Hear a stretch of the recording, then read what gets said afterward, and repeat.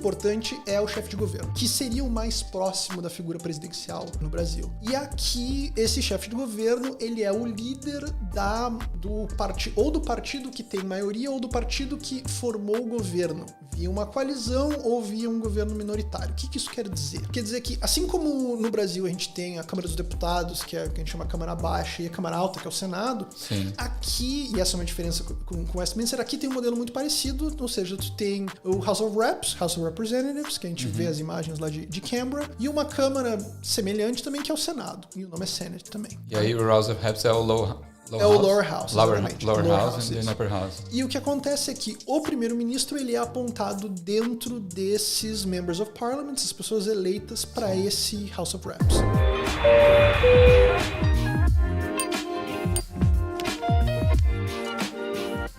Salve galera, sejam bem-vindos a mais um Equalizando, o podcast oficial do Grupo Brasileiros em Sydney 2022.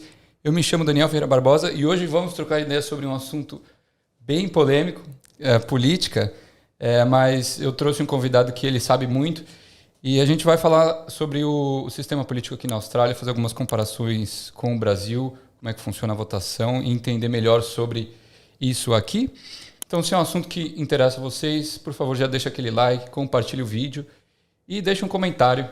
E para me ajudar aqui com esse bate-papo, eu trouxe Alexandre Brandão, ele que é de Porto Alegre, está terminando o doutorado em Direito na Universidade de New South Wales e também é professor lá. Obrigado, Alexandre. Muito obrigado por ter vindo, cara. Obrigado, Daniel. Eu tô terminando agora a minha tese. É sempre um assunto delicado falar em terminar a tese de doutorado para doutorando. Isso é uma pergunta, já fica para as pessoas. Não se pergunta para o pessoal que está terminando o mestrado ou doutorado quando é que termina a tese. É um assunto muito delicado, assim. Mas eu termino até o final do ano, se tudo der certo. Mas você tem uma data limite? Sim, eu tenho uma data limite. A data limite, na verdade, até agora é fevereiro do ano que vem, mas se tudo der certo, eu termino antes disso. Eu pesquiso na área do direito, como tu comentaste, sobretudo na questão de redes sociais e movimentos sociais e como essa relação dessas duas coisas impacta o nosso sistema político, impacta a questão das leis, seja no Brasil, seja um fenômeno mundial, né? E também estou numa situação semelhante a alguns brasileiros que conhecem aqui ser empregado casual, né? Trabalho como casual lecturer, como sessional lecturer lá na UNSW também. E ao final, agora, terminando o doutorado, estou à procura de emprego, com muita gente também. Mas se tudo der certo, vamos continuar por aí, vamos ver o que a vida aguarda. E você quer continuar como professor? Sim, foi a minha escolha de carreira. Eu fiz faculdade originalmente em Direito, mas já fiz o meu mestrado foi em Sociologia Jurídica e a minha tese no doutorado tem cada vez mais um pouco se afastado do Direito, mas a minha intenção nunca foi advogar. Tem muita gente que vem para cá, enfim, querendo fazer faculdade de novo, fazer o JD aqui ou fazer o undergrad em Law de novo. Não é essa a minha intenção, nunca foi. Foi fazer o PhD, terminar o PhD e seguir a carreira acadêmica. Legal. Então, antes da gente entrar no assunto, se apresenta um pouco para a galera quanto tempo você está aqui na Austrália, por que você veio. Você, antes de vir para cá, você estava na Espanha, né? Então, conta como foi um pouco essa história, interesse por direito, interesse por política, até você chegar aqui. Sim, então, eu vim para cá em 2018, então eu ainda tenho perto de muitos, a caminhada de muitos aqui faz relativamente menos tempo que alguns, tenho 4 anos e pouco de Austrália, mas eu vim numa situação diferente da maioria dos brasileiros, né? Muitos brasileiros vêm para cá para estudar inglês, para tentar e acaba entrando em trabalhos diferentes e, sobretudo, em algumas áreas que tem uma maior facilidade, uma maior infraestrutura já desenvolvida para esses brasileiros aqui. E eu vim numa situação bem diferente e sobretudo, privilegiada perto de muitos outros brasileiros aqui. Eu vim já com uma proposta de doutorado e bolsa alavancada já dentro da faculdade. Eu vim com isso já definido. Então, diferente de muita gente, eu não posso falar porque eu não conheço muito da realidade de trabalhar em obra, ou de trabalhar como cleaner, ou de trabalhar... Nunca pegou uma jackhammer? Nunca peguei uma jackhammer. Eu mal sei o que é uma grinder, entendeu? Então, o mais próximo que eu fiz disso foi nos primeiros meses que eu estava trabalhando na universidade. universidade, eu trabalhei numa parte que, de casual, durante bem pouco tempo eu trabalhei numa área em que montava as mesas e as cadeiras para os eventos da universidade. Então, eventualmente, tinha pessoal que carregar as mesas e remontar e refazer as organizações disso para os eventos. Então, nisso eu trabalhei, mas de novo, era um esquema completamente diferente do que a maioria das pessoas trabalham aqui. Por outro lado, eu, por ser do direito e por ser dessa área, eu acompanho muito o que acontece dessa realidade também dos brasileiros e das dificuldades que acontecem com essas coisas. Aqui, né? Claro. E aí você, quando saiu do Brasil, você foi para a Espanha estudar e depois você veio para cá. Como é que foi? Isso, na verdade... Você se formou em Direito lá no Brasil, Sim, eu me correto? formei em Direito na URGS, em Porto Alegre, e eu fui fazer eu ganhei uma bolsa e fui fazer um mestrado no Instituto Nacional de Sociologia Jurídica, que é um pequeno local que fica no País Basco, na Espanha, no norte da Espanha, quase na França. E o programa lá do mestrado, ele não tem um corpo docente, não tem professores permanentes. O que ele faz, ele convida professores do mundo inteiro para ir dar aula. Nessa cidadezinha, basicamente, o professor vai lá, viaja para lá, fica 2 ou 3 semanas nesse local, te dá aula literalmente todos os dias da mesma cadeira e depois vai embora. Você falava espanhol? Sim, falava. No Rio Grande do Sul é mais fácil também. A gente tem muita proximidade com o Uruguai e com a Argentina. Que legal. Mas o que aconteceu é que a professora que veio a ser minha orientadora aqui foi minha professora lá no mestrado. Na época eu estava escrevendo a minha dissertação de mestrado, e já estava na época eu estava com um projeto ainda, e ela se interessou pelo tema em geral, que era ver com as redes sociais e os debates jurídicos e políticos nas redes sociais. Na época o assunto do momento, naquele momento, era a discussão sobre o impeachment da Dilma, e se o processo era jurídico, se era político, enfim, toda essa questão. Então esse era o tema da minha dissertação, e isso desembocou no projeto que eu vinha a pesquisar aqui para o doutorado. Então uma coisa conectou a outra, ela me convidou, tinha um processo de application para fazer para cá, e em seguida, depois que eu terminei a dissertação, eu fui aceito aqui e vim para cá para fazer meu doutorado na UNSW. Caramba, então você não parou de estudar. Você fez a facul, depois você foi fazer o mestrado e agora você está fazendo doutorado? Sim, tirando um período...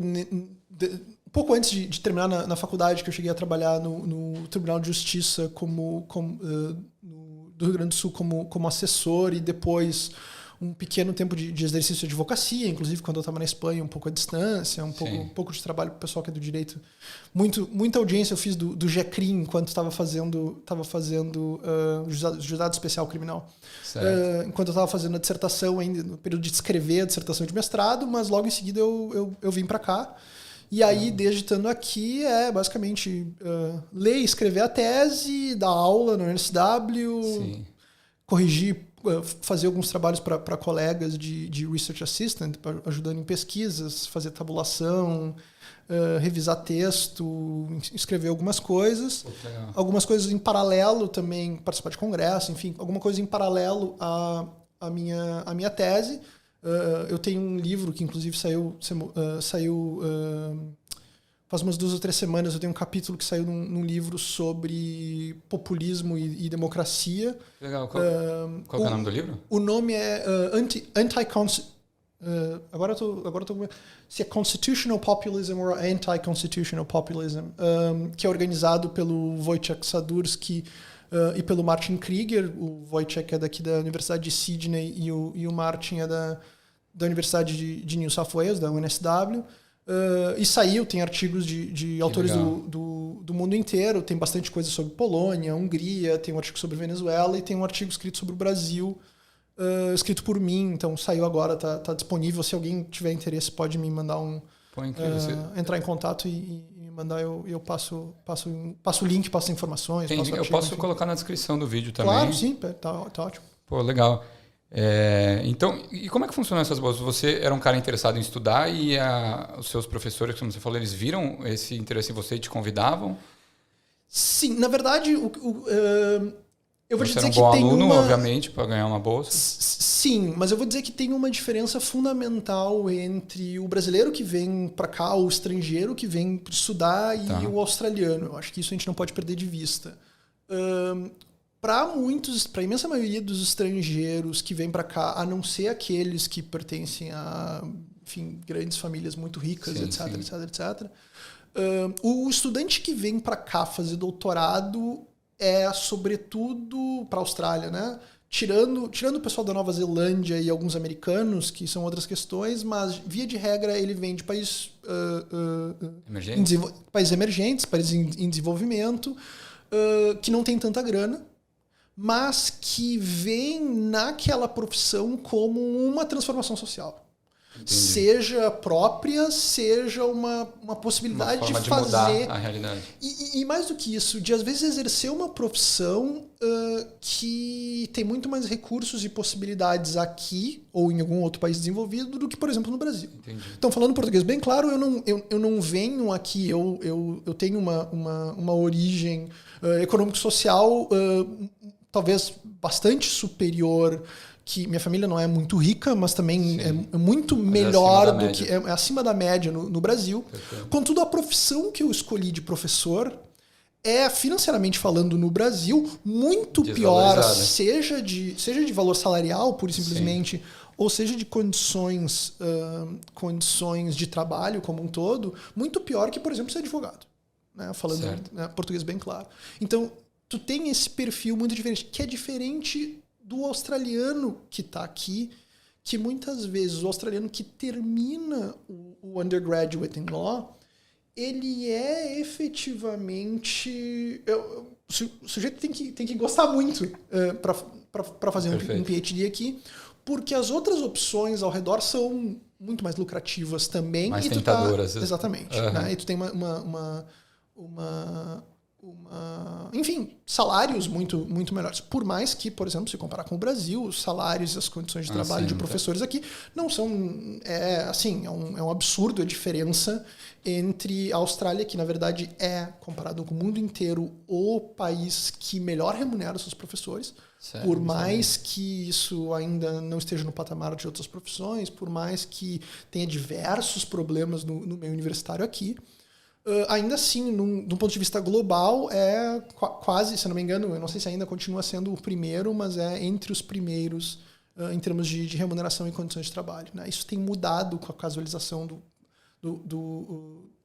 da massa de trabalho como um todo, mas enfim. Pô, que legal. E você comentou que tem vários professores brasileiros lá, eu não sabia, não tinha conhecimento de brasileiros ensinando aqui em universidades. Sim, na School of Law da UNSW tem o Lucas Lichinski, que também é formado pela URGS, também é de Porto Alegre, originalmente, mas que também está aqui, tá há mais de 10 anos aqui. Eu tenho outros 2 colegas brasileiros no doutorado, que estão entraram um pouco depois de mim, no doutorado. O Bruno e o Diogo, e tem uma outra professora também permanente que fez doutorado no Canadá e veio para cá, que é professora das relações internacionais, a Débora Leal, que inclusive volta e meia está na ABC, participa bastante. Ela é bastante requisitada, sobretudo para falar de Brasil para o público local ou para alguns outros públicos. Ela faz um trabalho muito, muito bom. Que bacana. E nessa sua experiência entre Brasil, Espanha e Austrália, você sabe onde você quer morar? Você tem planos para o futuro? Quer ficar aqui? Ou talvez estudar em outro país também depois dessa... Pois é, isso é um assunto de discussão minha da minha companheira Michelle, que veio um pouco depois de mim para cá, para ficar aqui. Hoje ela trabalha inclusive é uma entrevista interessante, ela trabalha no Australian Services Union, justamente auxiliando pessoas que têm problemas no trabalho, seja... o nome do cargo dela é Industrial Officer. Meio que um sindicato? Isso. É um sindicato, e ela atua justamente no setor de que eles chamam de Industrial Officer. É como se fosse o que no Brasil seria uma espécie de advogado que te auxilia quando tem algum problema no trabalho, teve alguma falta, tem estão dizendo que tu fez alguma coisa, tem uma falta grave, tu corre risco de ser demitido, ela atua justamente nessa situação, tentando intermediar essas situações, ou até dar auxílio para as pessoas, quais são os seus direitos, quais não são e tal.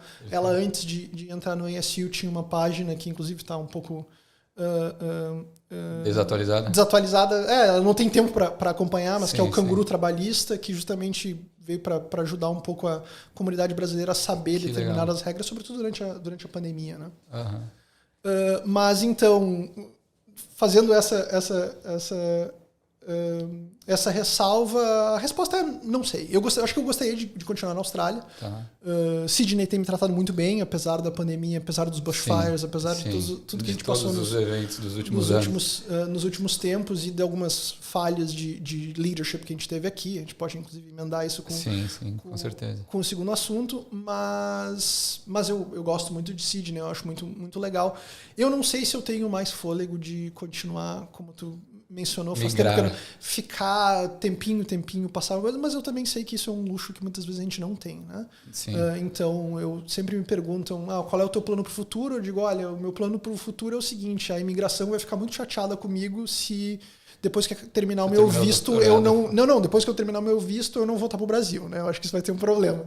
Então, ou eu renovo o visto, eu tenho direito a renovar por mais tempo, ou eu consigo um emprego e isso leva para Permanent Residency automaticamente. Essa é uma das vantagens da área acadêmica. Quase é um processo mais abreviado. Mas se não quiserem me dar um emprego, eu... Depende das circunstâncias. Exatamente, eu dependo dessas circunstâncias. Isso é uma decisão que a gente tem que tomar dependendo dessa questão do visto, que eu acho um pouco injusta. Mas legal, bom te conhecer um pouco melhor. Vamos entrar no assunto. Eu queria que a gente começasse falando sobre as diferenças entre o sistema político do Brasil e da Austrália, né? Lá a gente tem um presidencialismo, a gente vota pelo presidente e os governadores, e aqui não é o mesmo, né? Então, primeiro, qual que é o sistema político aqui?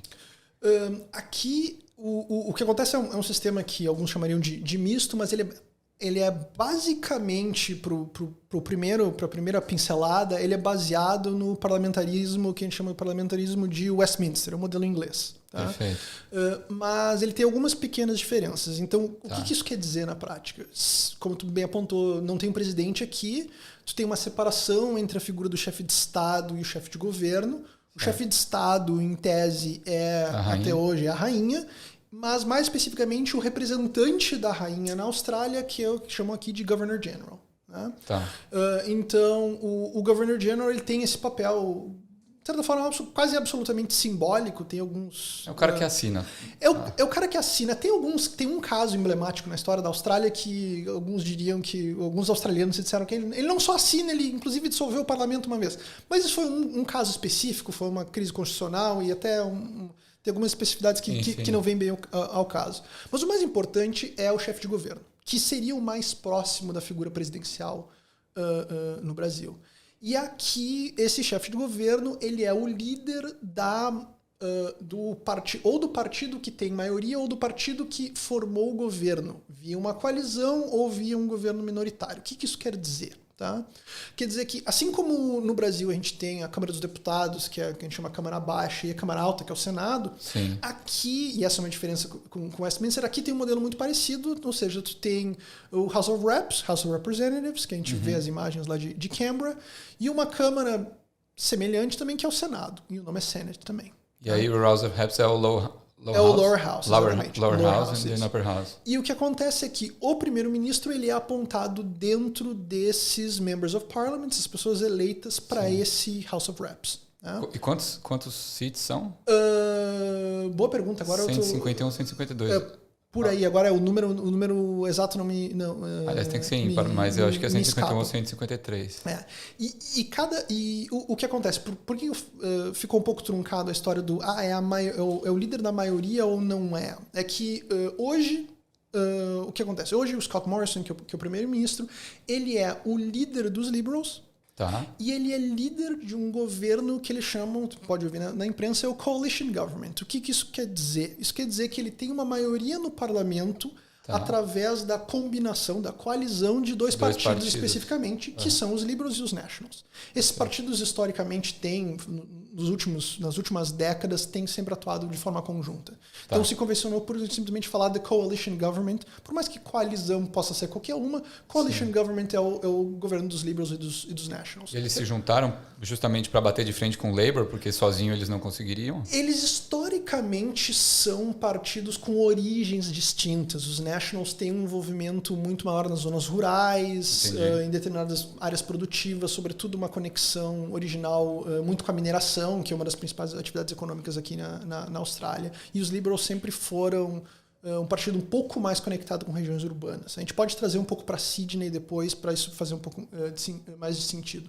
Mas o que acontece é que cada representante, então, as pessoas votam aqui nas eleições. A eleição vai rolar, tá rolando já, né? Isso, tá rolando já, vai ser agora, dia 21 de maio, o dia da votação, o Election Day mesmo. O pessoal pode pegar o seu sausage sizzle depois de votar, pegar o adesivinho, pegar o sausage sizzle depois, mas o que acontece é que cada um vota não no primeiro-ministro.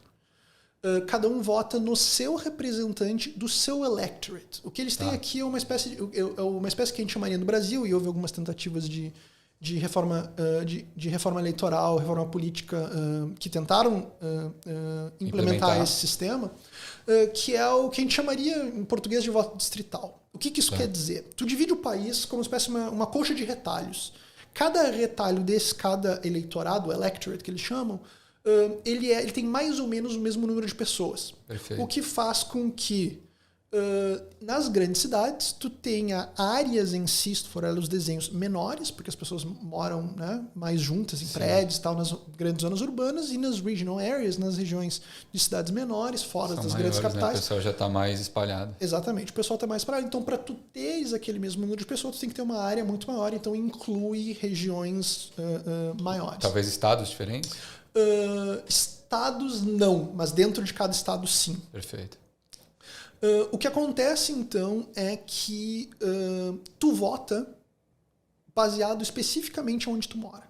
Então, um representante ele só pode ser o representante daquele eleitorado. Ele é o representante exatamente daquele eleitorado. O que acontece, que adiciona um pouco mais de complexidade, é que, tecnicamente, tu não precisas morar no eleitorado para ser candidato daquele eleitorado. Ah, entendi. Isso é uma distorção do sistema posterior, tem algumas discussões sobre isso, mas na prática você não precisa 100% o ser. A gente tem um caso específico que é da Christina Keneally nessa eleição do Labour, que ela vai ser candidata por um eleitorado e ela não vem daquele eleitorado, ela não tem grande... mas vai se eleger. Muito provavelmente. É muito difícil que não aconteça, por mais que ela não seja originalmente daquela região, enfim.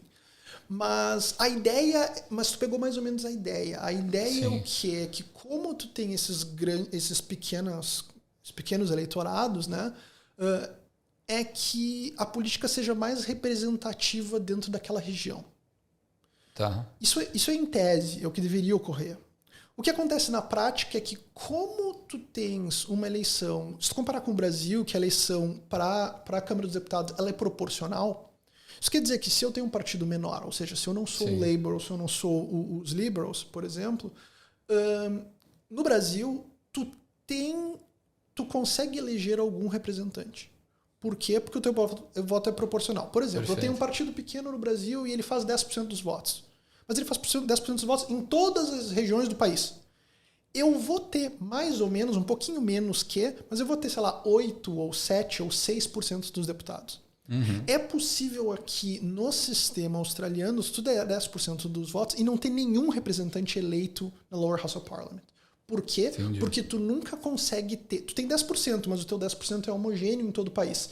Tu nunca consegue ter os 50% mais um necessário para eleger nesse pequeno eleitorado. Uhum.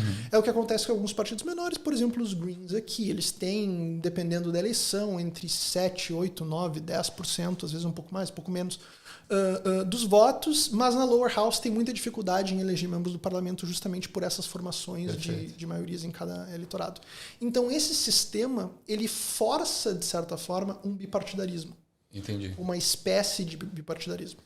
É meio como se fosse os liberals, eles seriam à direita. Dá para fazer essa comparação e os labours à esquerda? Dá, no contexto australiano, dá. O que tu sente destrinchar um pouquinho mais e entrar dentro desses partidos, querer criar essa a gente polarização, consegue ver... Não, mas ela faz sentido, porque Uhum. o sistema estimula essa polarização. O que hoje se fala na imprensa australiana, o pessoal da ciência política que fala muito, é da presidencialização das eleições deles. Por quê? Lembra que eu comentei dessa história dessas coxas de retalhos? A ideia é que a política fosse super local. Tá. Só que como esse sistema de política local estimula esse bipartidarismo, ele estimula uma polarização. No aspecto negativo e no aspecto positivo disso. O aspecto, por exemplo, positivo disso é que no Brasil se reclama muito da questão mas tem muitos partidos que não querem dizer nada. Ou tu tem 25, 26, 27, 30 partidos no Brasil. Aqui tu tem um número bem menor de partidos, podem ter candidaturas independentes e tal, mas o sistema, então, de uma certa forma, estimula esses dois partidos. Mas tem facções dentro dos partidos, e a gente está vendo agora no sistema eleitoral um exemplo disso. Mas se a gente for um pouquinho para trás, isso é bem interessante. Pegando só os liberals primeiro. Tá. O Scott Morrison virou o primeiro-ministro, virou o líder dos liberals a partir do que a gente chama de leadership spill. O que é o leadership spill? É quando um partido específico ele tem a maioria, certo. No caso a coalizão tem uma maioria, perfeito. E ela decide entre os seus membros do parlamento, mudar de liderança. Derrubar o atual líder e eleger o outro. Né? O líder anterior era o Malcolm Turnbull. E isso, vamos falar dos eleitorados agora, porque isso vai fazer um pouco de sentido. O Malcolm Turnbull era um sujeito extremamente rico, de uma região extremamente rica, na verdade, a região, o eleitorado mais rico da Austrália inteira, que é o eleitorado de Wentworth. Ele era o representante de Wentworth. E ele era, dentro dos Liberals, da ala mais, digamos assim, centrista. Tá. Dentro do próprio partido. O Malcolm Turnbull assumiu o cargo de primeiro-ministro derrubando um membro que era o membro das Northern Beaches, que era o membro de Warringah, é o nome do eleitorado. Wentworth, só para quem não sabe, é a região... Isso, é Clovelly para cima, na região dos Eastern Suburbs. Então pega Watsons Bay, pega toda aquela... Vaucluse, toda aquela região dos iates, só as casinhas pequenas, né? Enormes. É tudo assim, dezenas de milhões de dólares para cima. Né? Então é aquela região. Ela pega o Ulomolu no fim da City ali pro leste, e aí toda aquela parte, isso aí, exatamente. Sim. Tudo ao sul da ponte, né?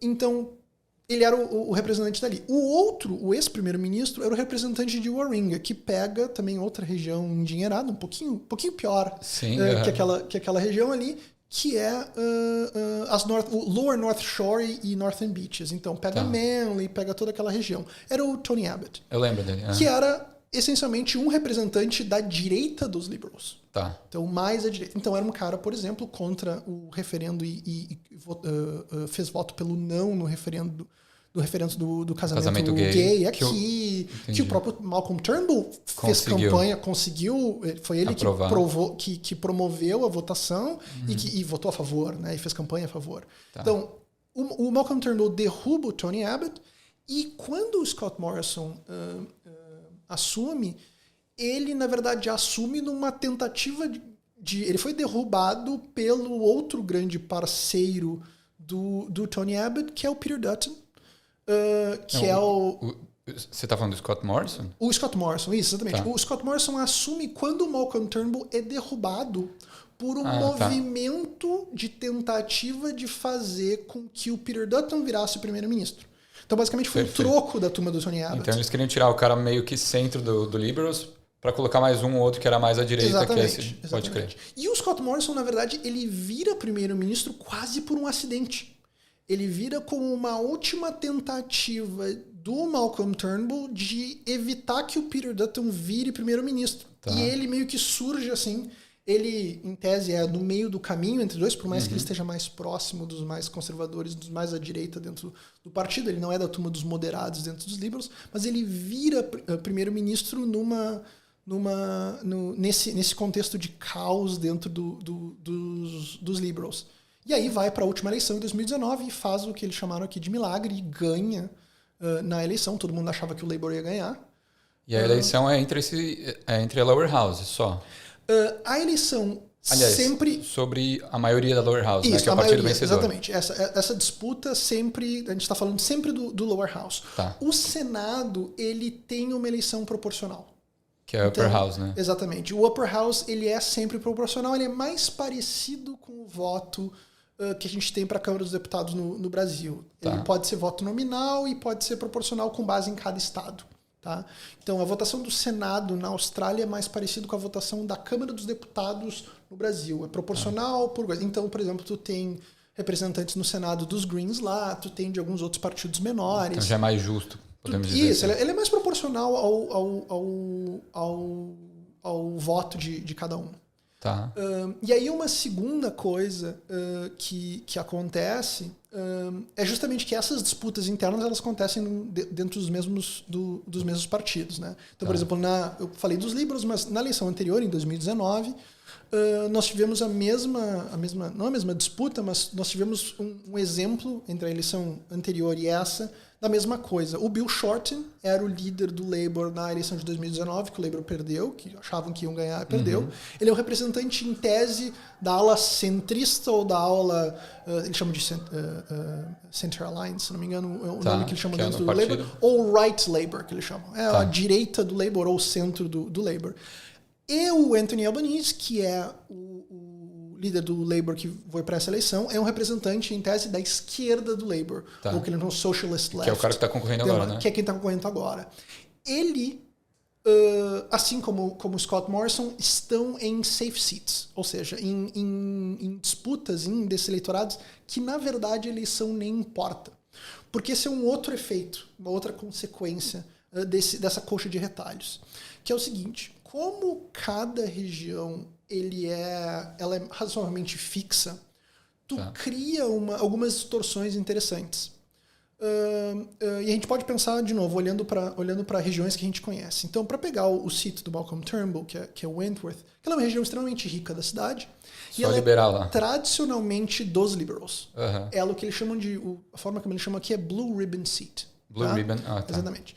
North Sydney, imediatamente ali para cima também Lower North Shore, também muito rica, também região muito cara da cidade, também é Blue Ribbon Blue Seat. Northern Beaches, ali de Warringah, que é Northern Beaches, Manly, etc., também é a mesma coisa. Lower North Shore também é a mesma coisa. Tá. Existe um fenômeno que a gente pode entrar depois, mas só para pintar aqui, que eu conheço essa tendência. Depois a gente fala sobre corrupção. Exatamente, mas tem um fenômeno interessante que é que essas regiões que eram estáveis Blue Ribbon talvez mudem. Já mudaram algumas, mas depois a gente pode entrar nisso. Tá. Mas o que acontece, então, por exemplo, tanto o Scott Morrison como o Anthony Albanese, o líder do Labour e o líder dos Liberals, essas duas pessoas não vão perder as eleições individuais deles. Eles concorrem nos seus seats, nas suas regiões, no Shire, Sutherland Shire, que é o seat próximo de Cronulla ali do Scott Morrison, e a região de Marrickville e Inner West, que é a região do Anthony Albanese, eles não vão perder a eleição. Todos eles têm uma margem de 20%, 25%. Eles vão ganhar aquela eleição daquele eleitorado deles. O que é importante é o partido deles vai ter a maioria, né? Ou não. Essa é a grande coisa. Sim. Tá, bacana. Muito interessante isso. E vou fazer uma pergunta aqui. Na Austrália não tem essa questão dos 3 poderes, né? Como acontece a criação das leis... aprovação das leis, não tem legislativo, executivo, judiciário, como é que funciona aqui? Aquela noção de tripartição de poderes que a gente conhece é uma noção essencialmente americana. Tá? Ela tem reflexos em outros lugares do mundo também, mas ela tem uma origem fortemente americano-liberal, liberal no sentido político, não no sentido liberal econômico. Aqui, como o princípio original ele é mais baseado no sistema inglês, apesar de ter algumas modificações. O que acontece é, o governo, o que a gente chamaria de executivo, ele é formado por membros do parlamento. Então, diferente no Brasil, o que acontece? Tu elege um presidente e o presidente escolhe, dentre políticos ou não políticos, os seus ministros. Perfeito. De qualquer pessoa. O que acontece aqui é ligeiramente diferente. Então, o chefe do governo é o primeiro-ministro, ou seja, o líder daquele partido, e ele aponta dentre os membros do parlamento, ou seja, entre outros políticos, os chefes de cada pasta, que seria o equivalente no Brasil aos ministros. Perfeito. Então, ao invés de chamar um sujeito de fora, sei lá da onde, para ser ministro, ou algum político que está fora do coisa, não é mais deputado, perdeu o emprego e agora precisa de um outro emprego, por exemplo. Não. Os ministros são sempre membros do parlamento. Tá. Então, o governo... E quando você diz parlamento, pode ser tanto da upper house ou só da lower house, você disse? Não, essas pastas geralmente são chefiadas por membros do lower house, com alguns membros do Senado também. Eles podem exercer essas funções. Tá. É um pouco menos... Eu vou dizer que é raro. Não é raro. Mas, às vezes, é um pouco menos importante porque o Senado ele tem, às vezes, uma composição diferente. Tá. O que acontece, às vezes, é que em cenário... Então, a gente está tratando sempre do momento em que o partido, como é agora, os partidos, os nationals, os liberals, têm maioria. Tá. O que acontece, às vezes, que isso a gente pode relacionar com o Brasil, é que, às vezes, há uma necessidade de repartição de poder. Ou seja, um partido ou uma coalizão, os nationals, os liberals... Vender um ministério ali... precisa de apoio dentro do que a gente chama do crossbench, ou seja, dos partidos não alinhados, os independentes, ou os Greens, ou algum outro partido que elege, que não está em nenhum dos dois lados, não é nem oposição nem situação, precisa do apoio deles para manter o governo de pé, ou seja, para ter aquela maioria nas suas principais coisas, para aprovar orçamento, para aprovar isso. Às vezes é o caso de, então, alguns membros independentes ou do crossbench, que é como a gente fala, esses membros não alinhados, serem ministros, terem pastas também. Então tem essa negociação política do jogo. Isso faz parte aqui também. Tá, e a aprovação, a aprovação de leis, então tem que ser quando quem propõe uma lei geralmente é o primeiro-ministro. Isso, é o partido que está no governo, via primeiro-ministro, ele propõe essa lei. E essa é a diferença fundamental entre a Austrália e a Inglaterra. Tá. Na Inglaterra, por exemplo, a Câmara Alta tem um papel extremamente pequeno na aprovação de leis. Aqui é mais parecido com o Brasil nesse sentido. Então, uma legislação ela tem que ser aprovada pela lower house e tem que ser aprovada pelo Senado. O Senado pode emendar, pode fazer algumas mudanças e aí volta para a Câmara Baixa para ser votada e reaprovada determinadas mudanças. Então, tem algum aspecto necessário de negociação. Para a gente ter uma ideia do que isso quer dizer, é que desde 2005, nenhum partido que é governo controla o Senado, ou seja, tem maioria por si só no Senado também. Entendi. Então, hoje só na lower house, mas não na upper house. Mas não na upper house, exatamente. Justamente pela questão da proporcionalidade que a gente estava falando antes. Então, aprovar a lei é um pouco mais difícil nesse cenário. É um pouco mais difícil, sim, mas tu necessariamente na lower house, tu tens necessariamente sempre maioria. Porque senão tu não é mais governo. Sim. Então, claro, tu pode ter pessoas do teu próprio partido que rejeitam determinada lei. Agora, se ela for uma lei, isso é talvez estranho para as pessoas entenderem que estão acostumadas com o presidencialismo, se é uma lei importante o suficiente, não vou entrar na parte nerd de qual é o artigo da Constituição que fala sobre isso, mas se é, por exemplo, uma lei do orçamento, se é uma coisa que é vital para o bom funcionamento do governo, e o governo não consegue ter a maioria para aprovar essa lei na lower house, isso é uma das causas que levariam a uma nova eleição. Entendi. Então, às vezes, o sistema parlamentarista cria algumas disfunções. Isso foi comum na Espanha, isso aconteceu agora em Israel, por exemplo. Que foi o quê? Tu tem eleição atrás de eleição, atrás de eleição, atrás de eleição. Por quê? Porque tu não consegue fazer um acordo entre os partidos, entre os caras eleitos, dentro da lower house, dentro do House of Parliament, do House of Representatives. Tu não consegue fazer uma maioria para manter um governo de pé. Então tu fica elegendo cada vez mais esperando que os membros mudem, de alguma forma ou de outra. Seja a oposição perder assento, seja a situação perder assento, para mudar aquele panorama. E aí fica nesse looping eterno. Fica nesse looping eterno até que se resolva. Entendi. Um dos casos famosos, na verdade, isso em tese deveria só ocorrer com a lower house. O Senado não deveria ter o poder de emperrar o governo a ponto do governo ter que ser dissolvido, do parlamento ter que ser dissolvido. Mas isso aconteceu. Teve um caso específico em que isso aconteceu na história da Austrália. E aí, o que acontece quando isso faz? Em tese, o que deveria ser feito e a gente viu isso alguns domingos atrás, o pessoal que assiste tanto TV quanto eu, que não é um hábito saudável, não recomendo. Mas num domingo, faz 2 domingos agora, quem estava assistindo TV na ABC viu uma cena que é a cena das pessoas vendo o avião do Scott Morrison, que ele acordou no domingo e ele foi visitar o Governor General, que é o representante da rainha aqui, para solicitar a ele que se convoque eleições para o dia 21 de maio. Então esse é o processo. O primeiro-ministro solicita para o Governor General, olha, ele sugere que seja feita uma eleição, nesse caso específico para metade do Senado e para a House of Representatives, para que seja feito no dia 21 de maio, e é assim que se deu o pontapé inicial da época eleitoral aqui. Ah, não tem uma data fixa? Não, tipo, não há. De 4 em 4 anos?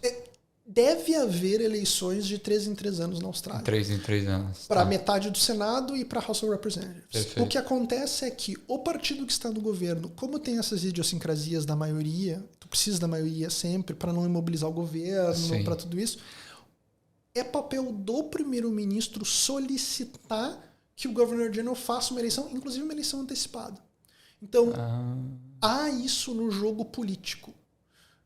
É uma faca de 2 gumes, porque às vezes tu pode aproveitar um momento em que a tua popularidade está em alta. Sim. E tu vai lá e digo, olha, minha popularidade está em alta. Se tiver uma Antecipa eleição aí. agora, faz agora, porque eu vou ganhar mais ascenso e eu vou ter mais poder dentro da House of Representatives, dentro do parlamento. Faz a eleição agora.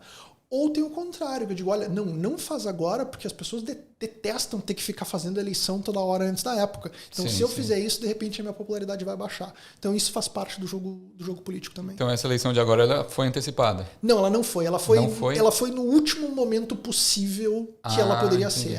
Uma das últimas datas possíveis era justamente no dia 21 de maio. Perfeito. Então, estavam falando que ou seria dia 14 de maio ou 21 de maio. O Scott Morrison tinha essas 2 opções. Uhum. Ele preferiu que a campanha tivesse uma semana a mais. Entendi. Então, para ele poder fazer campanha uma semana a mais, então ele optou por sugerir ao Governor General que fosse no dia 21 de maio.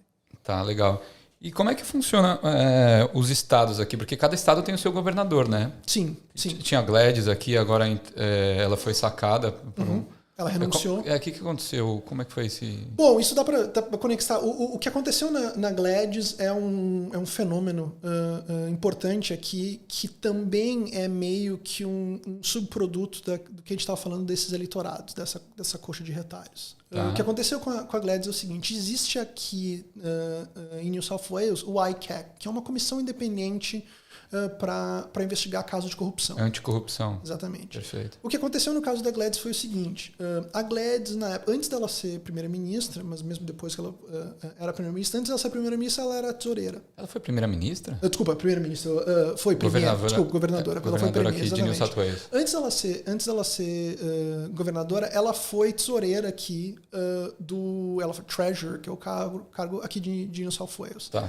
Durante esse período em que ela era tesoureira e que ela era premier aqui de New South Wales, governadora, é isso? É que geralmente a gente chama premier porque governador, porque governor general, é por isso que... Não é a mesma mas coisa, é a mesma coisa. É um pouco confuso. Não.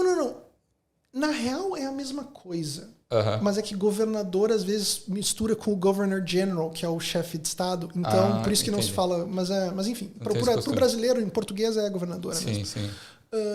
Ela, durante esse período, ela tinha um namorado, que também era representante no parlamento local aqui de New South Wales, que copia o mesmo sistema. A mesma coisa que a gente falou no federal, aqui no estadual é a mesma coisa. Então, no estadual é a mesma coisa. Coxa de retalhos, os eleitorados são ligeiramente diferentes, mas tem a mesma coisa. Então, pequenas áreas que tem um representante de cada região. Tá.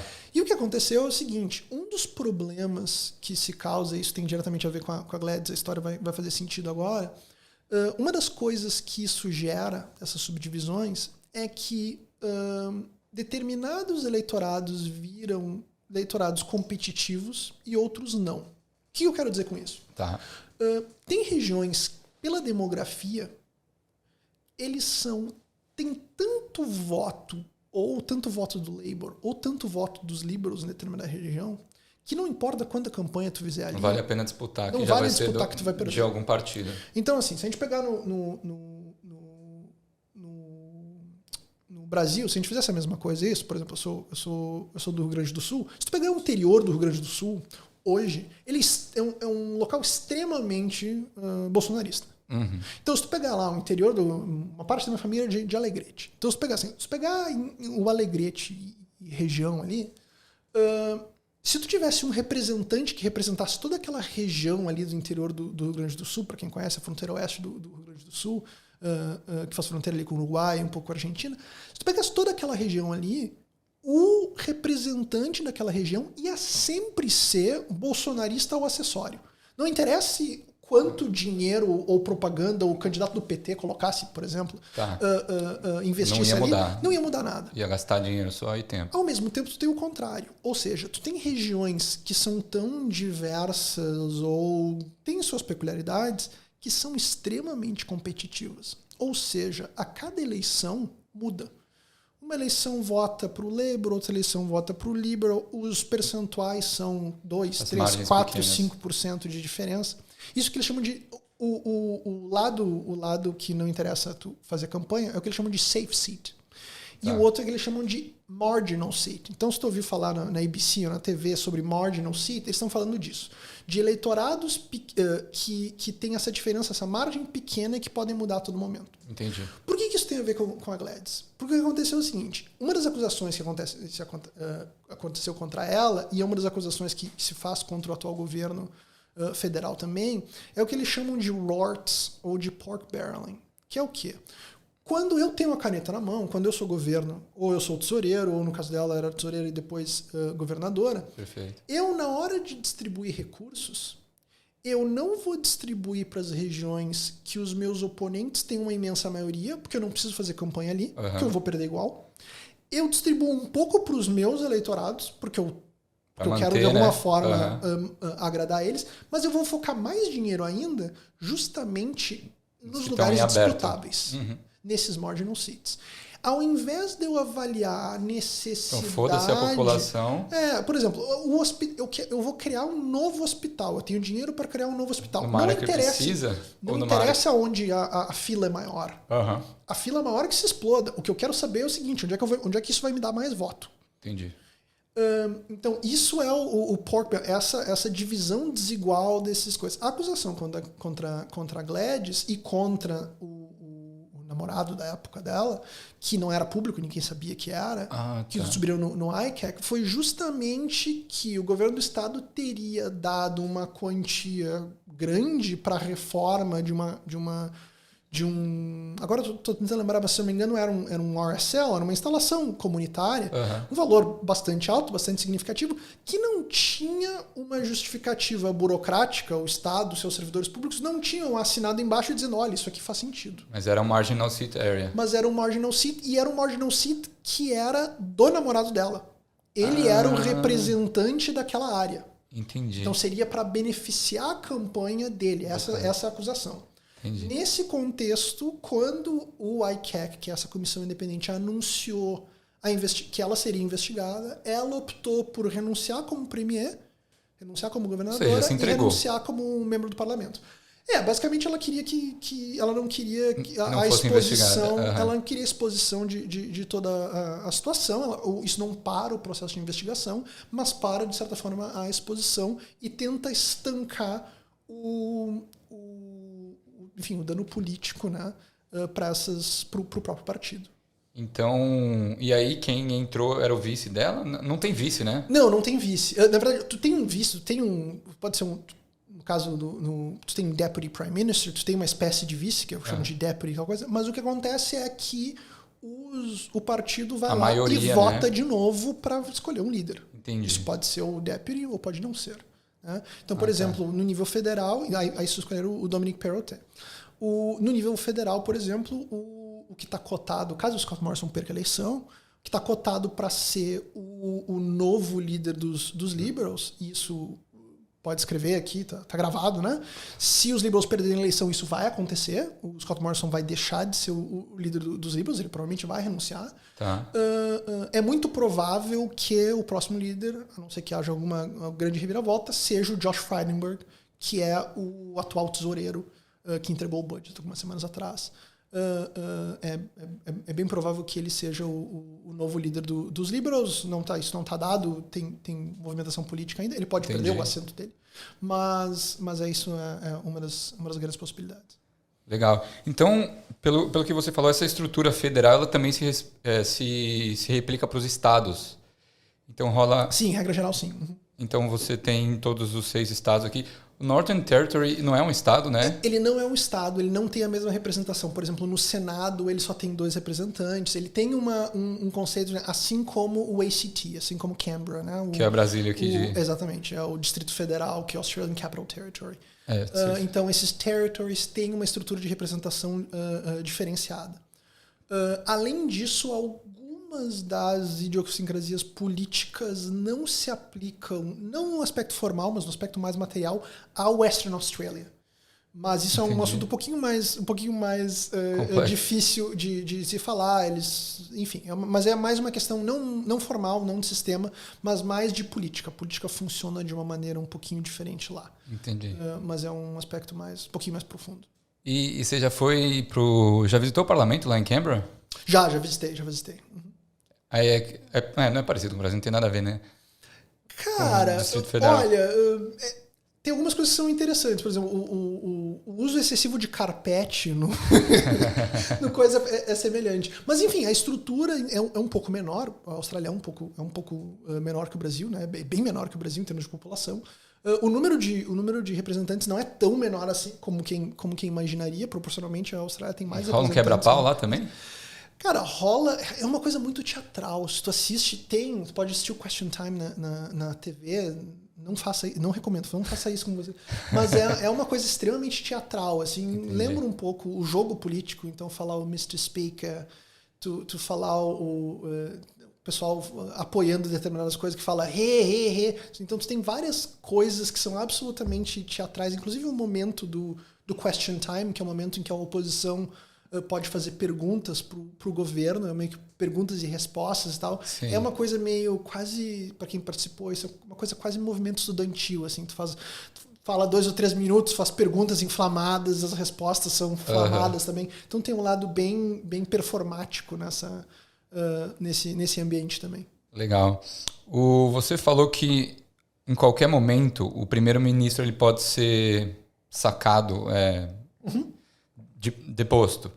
Como é que funciona isso? Aliás, não sei se é em qualquer momento, né? Porque isso pode significar uma mudança em 6 meses, 3 meses e vira uma bagunça. Tem alguma coisa para prevenir isso? Isso é meio que um impeachment, talvez? Não podem ser 2 coisas. A gente pode falar uma mudança geral de governo que leva a uma nova eleição, né? Que seria o que a gente fala em português de voto de desconfiança. Tá? Então, quando o partido que está no governo perde a maioria. Então, Entendi. Por exemplo, quando há uma coalizão e vários partidos que se apoiam e a partir de determinado momento eles brigam, alguma discussão, e forçam a derrubada do governo. Não deixam aprovar o orçamento. Derruba o governo, cai Entendi. O governo... Não consegue aprovar nada. E aí chama-se o primeiro-ministro da época, ou um novo que é apontado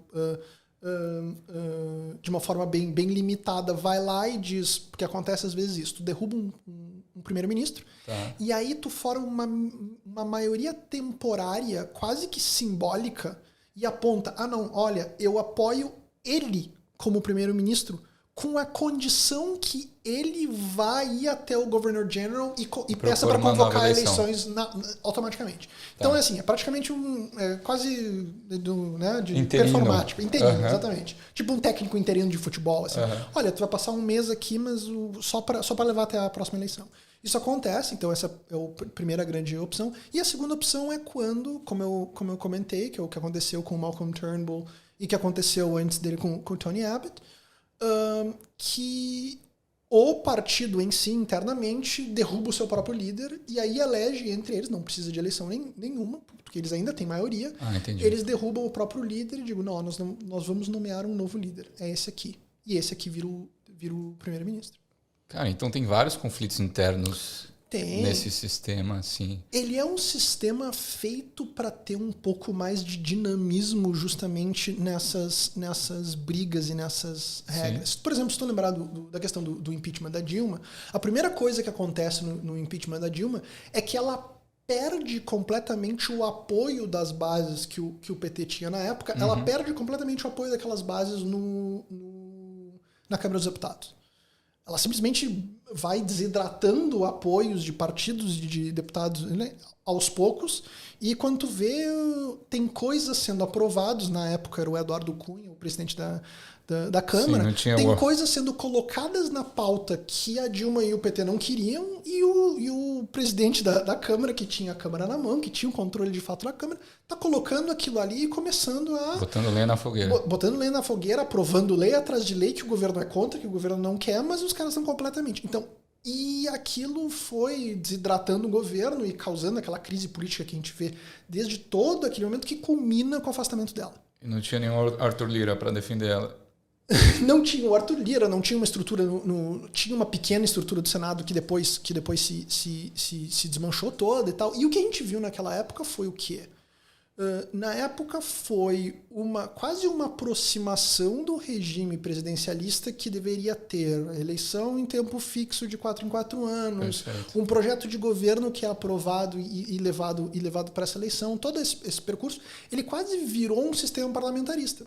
Só que como não existia a possibilidade de tu convocar uma eleição automaticamente, se a gente lembrar mesmo, tinha muita gente que dizia, não, eu prefiro que a chapa da Dilma seja cassada pelo TSE, justamente porque não existia o sistema de simplesmente, tá bom, derruba a Dilma e convoca eleições imediatamente. Aí o Temer não assumiria nesse caso. O Temer não assumiria, tu não teria tudo aquilo. E o que aconteceu foi o quê? Naquela época o Temer assumiu e acabou formando a sua maioria no Congresso com o apoio da oposição na prática, da oposição do governo Dilma na prática. Perfeito. Então foi uma subversão do nosso regime presidencialista que a gente conhece. Sim. E o mesmo aconteceu com o Itamar, se tu olhar pelo outro lado. Mas ao mesmo tempo, né, sem a agilidade do parlamentarismo, mas também sem o potencial caos que causa o parlamentarismo de tu ter eleição toda hora porque tu não consegue formar uma maioria porque o pessoal não se entende. Porque o processo de impeachment ele é muito negativo para a política de um país, né? Essa mudança do primeiro-ministro aqui ou do governador, enfim, traz muitos impactos, uma instabilidade, uma insegurança. Ela traz... Esse é o problema que eu tenho, às vezes, com... Isso é um assunto que se debate muito na sociologia jurídica sobre a questão dos implantes e transplantes.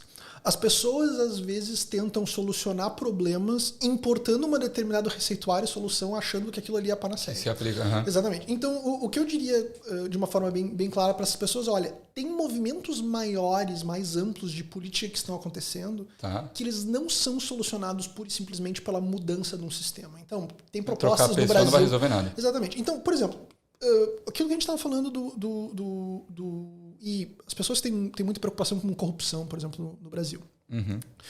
Olha, a corrupção que o sistema brasileiro leva é uma corrupção muito relacionada. Se a gente for levar a sério tantos os movimentos e casos de corrupção agora no governo Bolsonaro, como os casos anteriores do governo do PT e no governo do PSDB antes disso, dos governos do PT e dos governos do PSDB antes disso, dos governos do Fernando Henrique, tu vais ver que a relação da corrupção mesmo geralmente são os partidos da base aliada que são de alguma forma negociados a ocupação deles em determinados ministérios e geralmente o segundo ou terceiro escalão desses ministérios, ou às vezes o primeiro, em casos mais críticos, que coloca a mão no dinheiro. Sim. Então esses caras estão se beneficiando ou fraude de licitação, etc. O sistema parlamentarista talvez viesse resolver isso. Mas aí tu tem o oposto, que é quando tu tem um voto distrital... bom, aí o pessoal do presidencialismo vai te dizer, olha, o problema disso é que as campanhas são muito caras. Por quê? Porque as campanhas são sempre nacionais ou estaduais no estado inteiro. Um deputado estadual, um deputado federal se elege fazendo campanha no estado inteiro. Então, a solução é fazer voto distrital.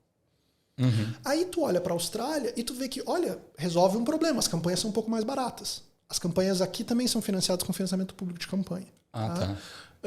Tem regras específicas para isso. Mas essa história da coxa de retalhos é muito boa, porque se tu tem que só fazer campanha nesses bairros aqui, lá. é muito mais barato. Só que aí tu faz pork barreling. O que tu faz tu usa o dinheiro público e tu só direciona para esses setores. Sim. Então, o risco da corrupção, o risco do desvio de dinheiro, ele existe em vários sistemas. O que a gente precisa são mecanismos de transparência e mecanismo para, primeiro, evitar, que é o que não se fala muito no Brasil. Tá? Se fala muito em investigar e punir. Perfeito. Depois que já aconteceu a merda. Depois que já aconteceu. Mas formas de evitar isso é muito raso. Né? O debate praticamente não existe. Também por algumas questões específicas. Sobretudo quando é o MPF, que é o grande órgão de investigação, não de fiscalização anterior a isso, que tem promovido os debates sobre isso. Eles têm o seu papel, isso é uma crítica específica a eles, mas é óbvio que o sujeito que é o investigador só vai falar de investigação. E se a gente deixar só esse assunto para esses grupos, eles vão achar que eles têm que ter todas as ferramentas possíveis e imagináveis de investigação, mas eles vão saber muito pouco, ou vão querer muito pouco saber para evitar. Porque não é da expertise deles também, não é uma questão de nociva, não é? Eles não são, né? Não é uma questão de má intenção. É simplesmente uma questão estrutural de como o cara pensa, o cara trabalha com aquilo. E aqui tu tem o contrário. Então, uma das coisas, para pegar o topical que aconteceu a semana passada, uma das grandes coisas em 2019, o Scott Morrison levou para a eleição a ideia de que ele ia fazer uma comissão de investigação de corrupção, um ICAC, que tem aqui em New South Wales, fazer um ICAC federal ICAC, como eles falam sobre isso. E ele levou essa pauta para a eleição. O que aconteceu? Isso aconteceu em 2019, ele ganhou a eleição. Né? E não existe ICAC. E a desculpa que ele dá, ou que o partido dá, é o seguinte: olha, não, nós propusemos o ICAC. O projeto do ICAC está escrito lá, tem 300 páginas escritas. Só que o ICAC que eles queriam, também pelo reflexo do que aconteceu com a Gladys, que também é dos liberals aqui, eles queriam que o ICAC não fosse público, eles queriam que o ICAC não tivesse audiências públicas, não divulgasse publicamente os seus relatórios. Sigilo. É sigilo de tudo, não pode, só se eles quiserem, de repente, quem sabe, etc, etc, etc. Aí o que aconteceu? E essa é interessante para tu olhar do sistema e a diferença. Eles têm maioria no lower house. Só que eles não têm maioria no Senado. O que os liberals tiveram medo de fazer? Eles não propuseram a legislação. Para ela não ser mudada pelo Senado. Exatamente. E porque o próprio Scott Morrison tinha um medo, que era o quê? Ele propõe a legislação, na Câmara Baixa aprova, vai para o Senado, há modificações, o Senado forma uma maioria e promove algumas modificações. Essa legislação tem que voltar para baixo. E aí ele nega. Não. E o problema é o seguinte, aí ele seria obrigado a ou não colocar em votação e engavetar, ou colocar em votação, e ele corria o risco de alguns membros do próprio partido cruzarem, o que eles chamam cross, e votar com a oposição aprovando aquelas modificações que ele não queria. A especulação é justamente essa, é que de repente o Senado faria modificações, dando mais publicidade, mais transparência, que ele, Scott Morrison, não queria, e ele corria o risco do próprio partido ir contra o que ele queria. Perfeito. Então ele está com esse argumento dizendo, olha, o Labour que não assinou embaixo 100%. E a discussão tem sido justamente essa. Porque tem uma divisão política dentro do próprio partido do Scott Morrison. E conectando com essa divisão política, um outro caso que a gente pode olhar para isso agora é o que está acontecendo. Esses dois, eu vou pegar 2 eleitorados, eu tenho falado já mais deles, porque é onde a maioria dos brasileiros moram, aqui em Sydney. Bondi e Maroubra. Maroubra é uma outra coisa. Eu ia dizer Bondi, Clovella e todo, Eastern Suburbs em geral, e Manly. Eu ia falar Manly, mas Maroubra também se aplica a isso. Mas é especificamente nesses 2 eleitorados, que é o Wentworth, que é Bondi, aquela região que eu comentei dos ricos, e Warringah, que são regiões que geralmente sempre votam liberal, mas são regiões que têm, primeiro, gente com muito dinheiro, né? São as propriedades mais caras, são os aluguéis mais caros de Sydney também. Eu brinco, tem o pessoal multimilionário e os brasileiros.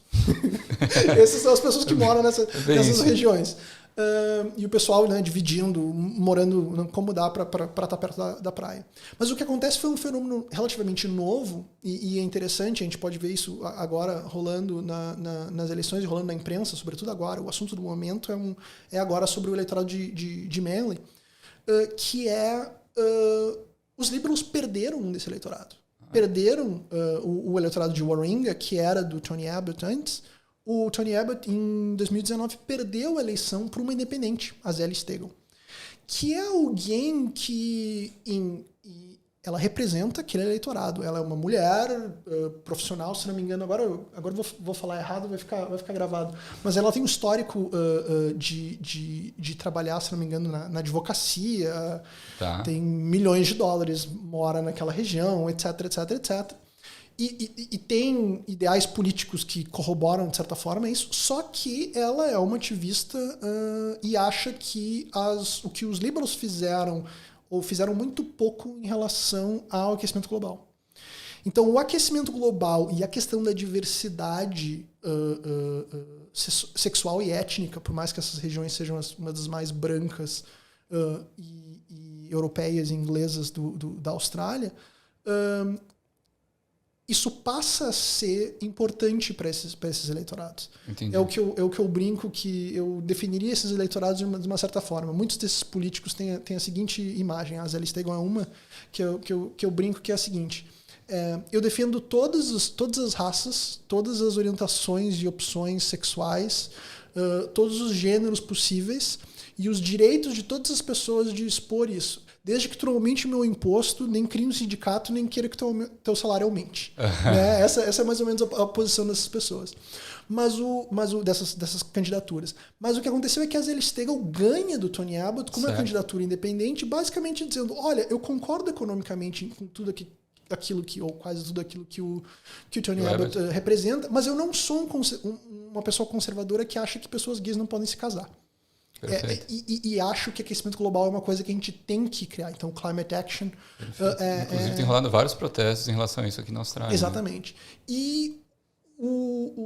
E a mesma coisa está acontecendo em Wentworth. O atual candidato é o Dave Sharma, que é dos Liberals, o atual MP é dos Liberals, mas ele está, com uma disputa muito, muito grande com uma outra candidata independente nessa mesma região, com um perfil muito, muito parecido da Zélia Steggall. Ou seja, é alguém que tem uma condição financeira bastante boa, representa interesses daquela região, mas que tem no Climate Agenda uma das coisas mais importantes na pauta dela.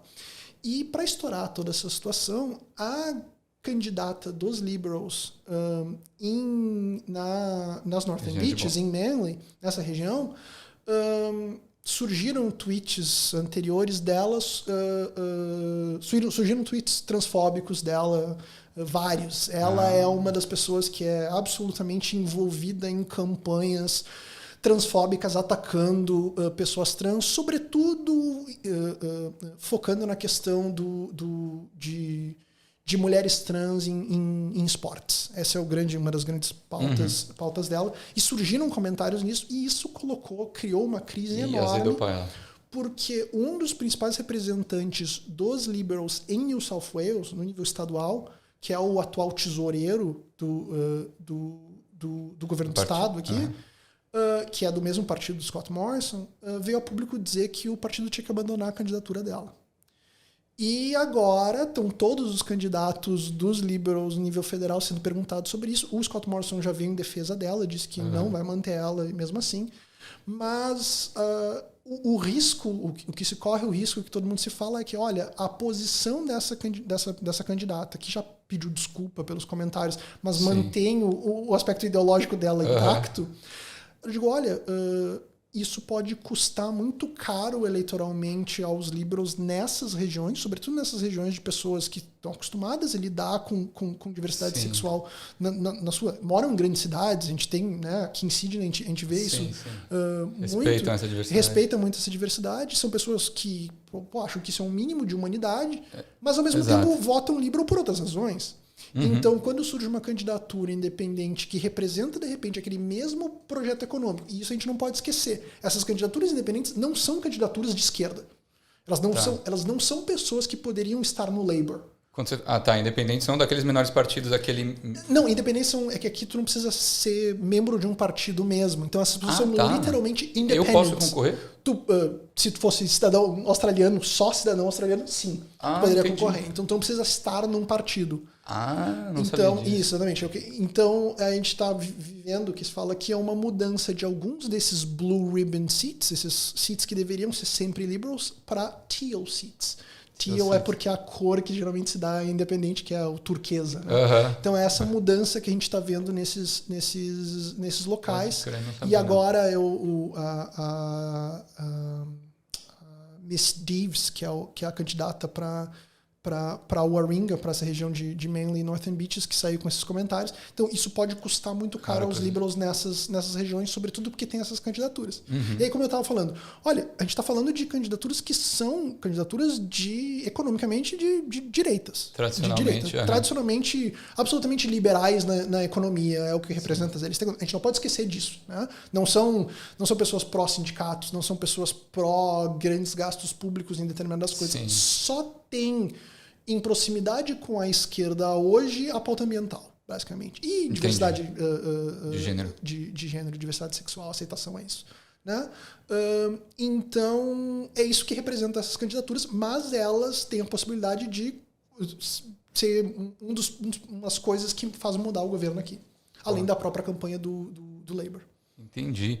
E... se tratando de eleição, que vai rolar agora dia 21, como é que funciona aqui?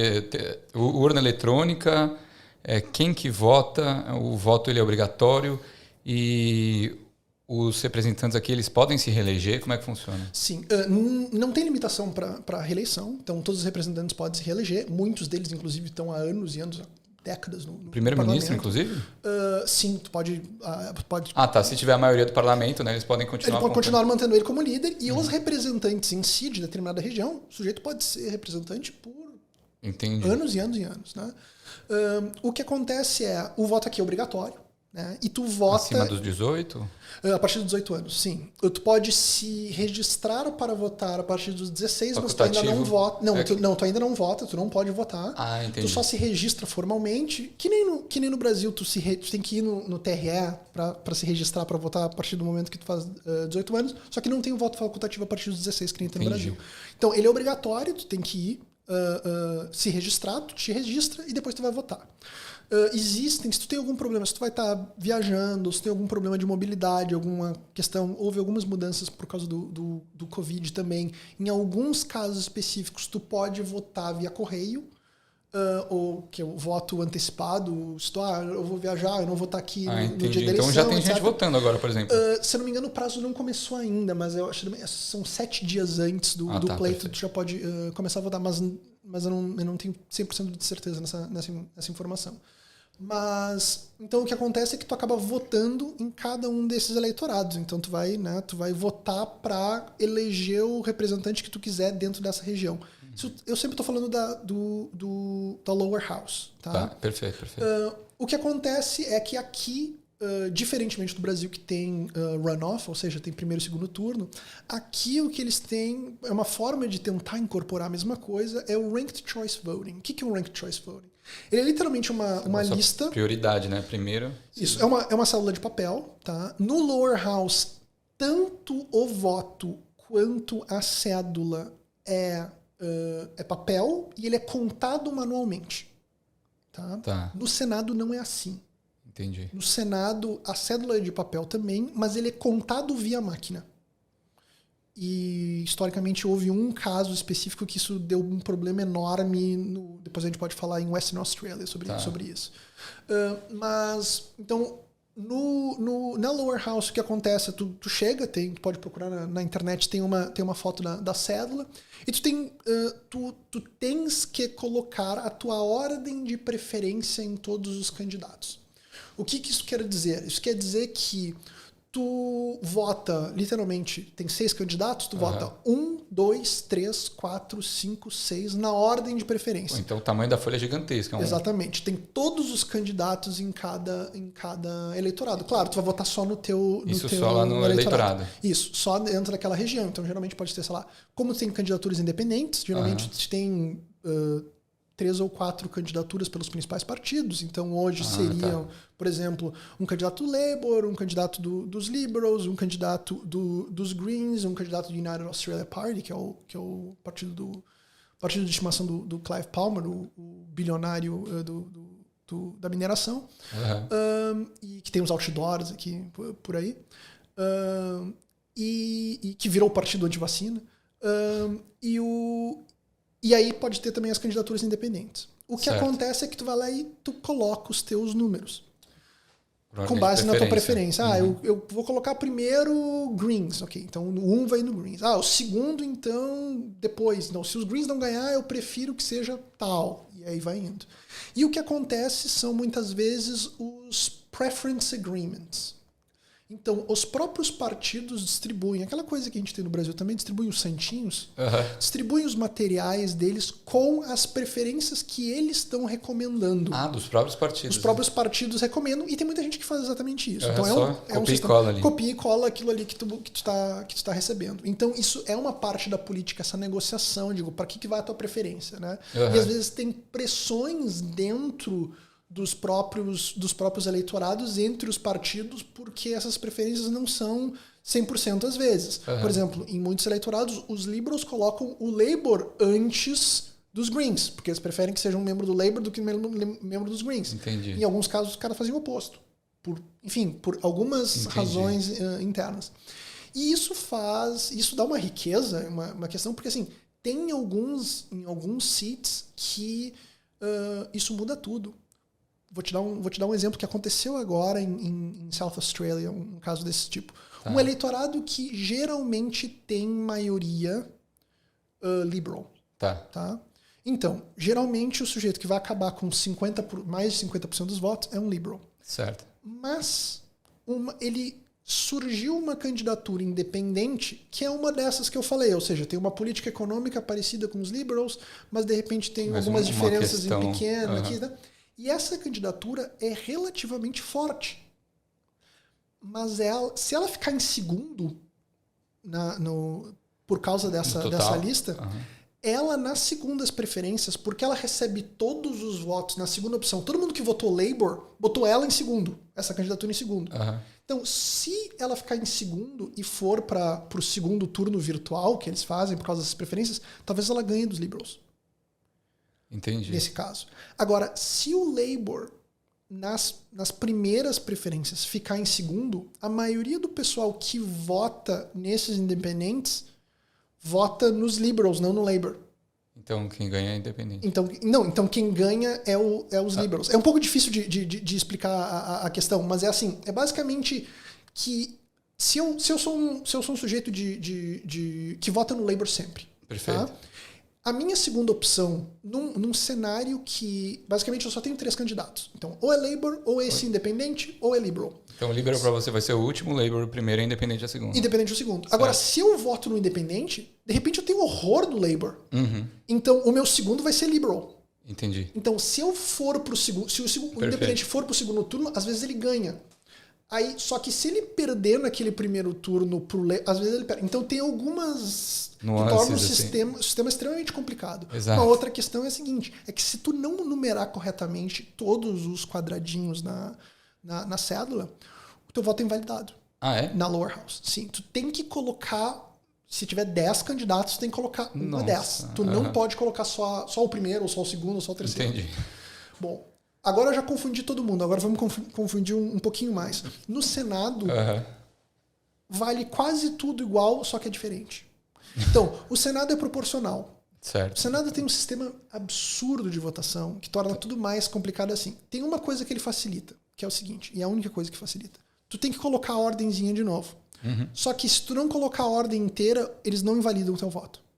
Tá. Por que é diferente? Só porque eles querem. Entendi. Não tem nenhuma razão. Então eles consideram, se você votar só a sua preferência lá, só eles contam o teu voto igual. Se for no lower house, não. Entendi. E no Senado tem uma opção que é o seguinte, tu pode votar, o que no Brasil seria votar na legenda, tu pode votar above the line, literalmente tem uma linha na cédula, pode votar above the line, que é só no partido e aí vai para a lista, porque tem uma lista pré-estabelecida no Senado, ou tu pode votar no candidato individual. Entendi. Se tu botar só above the line, tu põe Vai as tuas pro primeiro preferências ali. colocado. Exatamente. E se tu colocar o below the line, tu tem que numerar e votar em todos os candidatos individualmente. Nossa. Então é uma confusão enorme. As pessoas às vezes não sabem, votam em cima e votam embaixo. Por mais que seja explicado na cédula, é um sistema extremamente complexo e que causa alguns. Ele é relativamente novo. Agora eu não lembro exatamente quando é que começou a implementação. Mas o que eu estava falando, tu tinha perguntado das eleições se era no papel ou se era digital. O que acontece no Senado é que é contado por máquina. Tá? Ele é uma contagem digital. Em tese, ele é conferido à mão. Mas a maioria das pessoas que trabalham nisso, e a própria Australian Election Commission fala isso, que eu digo, olha, o processo de contagem digital é tão rápido que demora muito para tu conferir à mão, tu vai conferindo, mas tu confere muito por cima. Tá?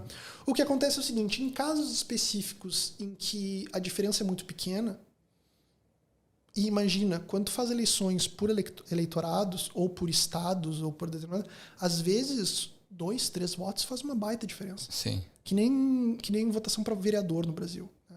Então, às vezes, essas pequenas diferenças fazem 1 ou 2 votos fazem uma baita diferença. Então, tu faz a recontagem à mão. Nossa. Teve um caso que foi famoso, agora não estou lembrando do ano, mas é relativamente recente, em que na votação, na contagem dos votos, na recontagem dos votos, para determinar quem era no esquema proporcional o último senador, os últimos senadores no estado de Western Australia, o que aconteceu é que basicamente a comissão eleitoral disse que perdeu um lote de 1.100 votos. Eles tinham contagem digital, tinham um registro todo, digo, olha, a contagem final é tanto, e tem lote, né, lote 1, lote 2, lote 3, lote 4, lá. Um desses lotes de 1.100 votos desapareceu. Do nada. Os caras perderam. Sumiu. Os caras perderam um voto. Então, eu não consigo recontar pela primeira ou segunda vez. Eu não consigo recontar esse lote, porque eu simplesmente não sei onde é que foi parar. O caso foi até a High Court, que é o equivalente à Suprema Corte australiana. Eles estavam atuando como se fosse o TSE no Brasil, naquele caso específico. E os caras foram, basicamente, instados a decidir o que a gente faz? A gente tem a contagem digital, a gente tem, às vezes, eu não me lembro se já tinha tido uma contagem à mão, mas eu não tive essa recontagem. E assim, a diferença era tão pequena que qualquer coisinha errada naquele lote poderia causar uma mudança de... Porque assim, a gente está falando do último senador que entra. Vai entrar desse partido, vai entrar daquele partido. É uma coisinha de nada. E os caras disseram, não tem jeito, tem que fazer eleição de novo. Então os caras... Bom, foi uma politização e um caos enorme por causa da questão. Só em WA. Só em WA. Os caras disseram, não, nós vamos ter que fazer essa eleição de novo porque eu não tenho como comprovar. Eu não tenho como excluir esses votos, pura e simplesmente. E eu não tenho como contar esses votos se eu não consigo conferir. Então a solução é fazer a eleição de novo. Nossa. Então tu imagina o custo ou todos os problemas e o problema da desconfiança da politização que isso envolve, né? E basicamente a interpretação era, olha, a Constituição australiana não autoriza tu a não fazer essa recontagem pura e simplesmente porque tu perdeu os votos. E também como tu não consegue fazer a recontagem, tu não consegue dizer nem que é A nem que é B, então faz a eleição de novo. Nossa. Essa foi a solução. Assim. Então, enfim, tem seus grandes problemas. Então, é um resultado que não sai na hora.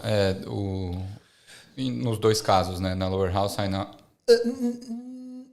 assim, nem o resultado oficial... Tipo, que nem nos Estados Unidos, que é uma várzea, né? Que demora...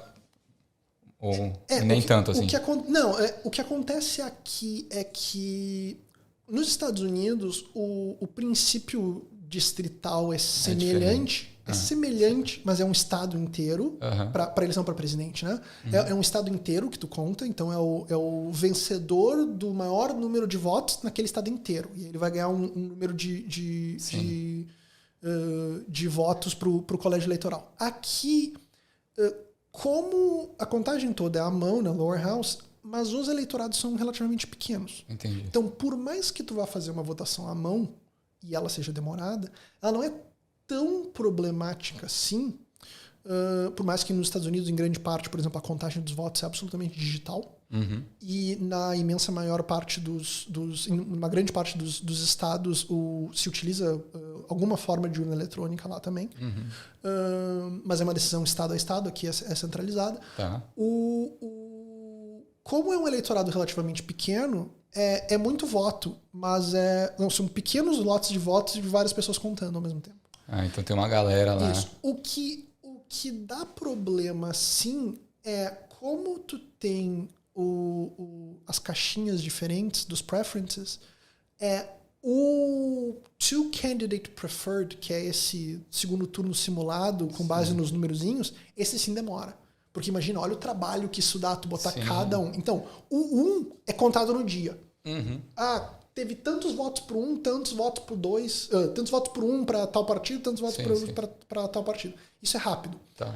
O que a maioria da imprensa faz aqui são projeções com base nesses números. Entendi. Porque às vezes as distâncias são grandes o suficientes para tu ter uma ideia do que acontece isso. Porque os movimentos são nacionais. Quando tu tá vendo, olha, comparado à eleição anterior, o Labour tá ganhando 5% a menos ou 5% a mais nessa eleição, tu já consegue extrapolar isso para a eleição inteira e dizer, olha, o resultado vai ser esse, o resultado vai ser aquele.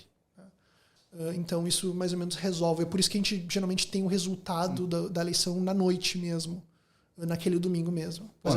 Nessas horas eu acho que a urna eletrônica está anos-luz à frente. A nossa eleição é interessante porque a urna eletrônica traz algumas vantagens, sobretudo na velocidade de fazer isso, mas o nosso sistema de eleição de presidente, ele traz outros problemas, mas ele dificulta para a presidência, o que não é a mesma coisa para outros cargos. Mas para a presidência ele traz uma enorme vantagem em relação, no aspecto fraude, por exemplo, em relação a aqui, porque é o seguinte, imagina, se a importância é cada eleitorado, e são muito menos votos, se eu conseguir eventualmente fraudar 500 votos, é o suficiente para mudar o balanço de poder do primeiro-ministro. 500 votos no país inteiro. Desde que eu localize em 2 ou 3 eleitorados que a distância é pequena, eu resolvi. Com 5 mil votos eu mudo a eleição do país. No Brasil isso não vai acontecer. Por quê? Porque nenhuma eleição para presidente no Brasil é definida por causa de 5 mil votos. Então, o nível de fraude, ou uma fraude no sistema central do TSE, mas se tu for fraudar urna eletrônica por urna eletrônica, ou tu tem acesso a um armazém enorme, cheio de urna eletrônica e faz aquilo em centenas de urnas, ou tu não vai fazer nem cosquinha. Tu pode fazer isso numa eleição para vereador, que é o comparável aqui. Agora, aqui, se eu vou ali no sistema de Manley, eu consigo roubar 1.000 votos e mudar 1.000 votos da coisa, de repente eu mudo o resultado daquele eleitorado. No erro humano também na contagem, né? Além do erro humano. Por isso que o sistema de contagem individual, tu tem várias contagens à mão, justamente disso. Além disso, que é o seguinte, cada urna dessas, como tu tem tu tem que numerar todos os quadrados, tu tens representantes de cada partido nessas sessões eleitorais. Tu tem, em tese, a mesma coisa no Brasil, na urna eletrônica, mas os representantes ativamente aqui atuam para olhar votos e dizer, não, olha, esse voto aqui, isso aqui não deve ser considerado porque não está bem, o número está fora, não dá para ver que número é esse, está escrito, sabe? Então, essas coisas. Então, tem esse jogo também quando tu tem o voto de papel, essa disputa de, não, eu vou tentar diminuir voto aqui, vou tentar aumentar voto ali, com base nessas invalidações de cédula. Perfeito. E você tem alguma previsão para essa eleição? Eu sei que, sei não, né, porque eu não estudo isso, mas todo mundo que eu falo, pelo menos no Uber, que eu dirijo, não apoia Scott Morrison, e não gosta do trampo dele, e sei lá, tudo que eu vejo nas notícias são pessoas xingando ele. Ainda mais naquela época do bushfires, né? Eu lembro daquela cena dele pegando a mão do bombeiro e o cara não queria nem cumprimentar ele, enfim, várias cenas assim. Você tem alguma previsão para essa eleição? Olha, a previsão é difícil, é muito difícil, justamente por essa questão dessa regionalização. A minha opinião é razoavelmente diferente da maioria dos analistas, então vou fazer essa ressalva. A maioria dos analistas políticos que tu vai ver na grande imprensa aqui Porque a resposta do sim ou não é o Labour tem uma boa chance de ganhar. Mas é muito difícil. E a eleição é muito difícil. Sobretudo porque a gente está vendo uma movimentação. A gente falou desses seats dos Liberals, mas a gente está vendo uma movimentação que já é de anos no lado contrário, no Labour também. Tá? Eu entendo que o Labour na eleição anterior, que tinha o Bill Shorten como representante, possível primeiro-ministro, que é um representante, em tese, mais do centro do Labour, ele propôs uma campanha, ou a visão homogênea de todas as pessoas é o seguinte: o Bill Shorten perdeu a eleição por causa da pauta ambiental. Então, a maioria dos políticos vão dizer o Bill Shorten, a campanha do Labour foi muito ambiciosa porque ele propôs e ficou falando demais de pautas ambientais, etc, e inclusive de diversidade. Certo. E dentro dessa análise tá uma ideia do seguinte, que determinados eleitorados que são tradicionalmente do Labour, sobretudo pessoas que são o que a gente chamaria de classe trabalhadora, o blue collar aqui, o pessoal do chão de fábrica, de indústria, etc, sobretudo de indústria de mineração, de carvão, etc, reagiu muito mal a essas coisas. Esse é o primeiro diagnóstico geral que as pessoas têm. E o segundo tem uma coisa não dita, quase como essas pessoas do interior que são blue collars e são brancas, são de alguma forma preconceituosas.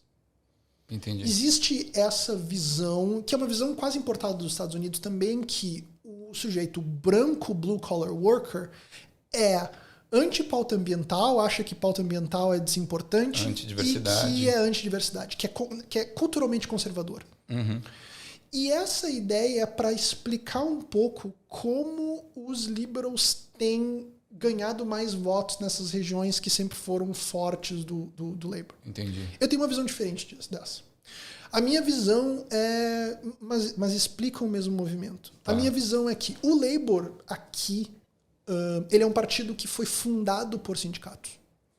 Então, até 2015, inclusive, 60% da que a gente chamaria de diretoria nacional do Labour era feito por membros dos sindicatos. Perfeito. Sobretudo dos sindicatos de indústrias. Hoje é 50%. Esse número foi o próprio Bill Shorten que reduziu isso. Mas hoje, o sindicalismo que tinha uma força muito grande na Austrália, que tinha 50%, 60% da força de trabalho, sobretudo nessas áreas sindicalizadas, hoje tem 15%. Tá. E o Labour, aos poucos, foi se aproximando de gerentes e profissionais, e pessoas como eu, trabalhadores white collars, se aproximou muito, que tem como pautas diversidade, e acabou abandonando o diálogo em determinadas questões envolvendo salário de pessoas, direitos trabalhistas e preocupações mais básicas dessas pessoas, e se aproximando dessas outras pautas que geram menos conflito, que geram de alguma forma, que é muito mais... eu se trabalho num office work, sou gerente de uma determinada questão, eu estou muito mais preocupado em minha aceitação, se eu tenho alguma diversidade étnica, se eu tenho alguma coisa, do que determinadas pautas salariais que o trabalhador do chão de fábrica está muito mais importado com isso. Então, não é que não é que todos os trabalhadores brancos do interior viraram nos últimos 10, 20 anos racistas ou anti-imigração ou anti-diversidade, etc. Alguns desses sentimentos eles já tiveram. Mas eles veem no abandono das políticas representadas pelo próprio afastamento do Labour dessas bases eleitorais deles, eles veem uma substituição de uma coisa pela outra. E aí se dá a rejeição do Labour. O Anthony Albanese, de alguma forma, ele vai um pouco mais pro lado dessa base original do Labour. Perfeito. Mas de uma forma extremamente tímida. Num processo moderado. Por quê? Porque a visão da maioria das pessoas é o quê?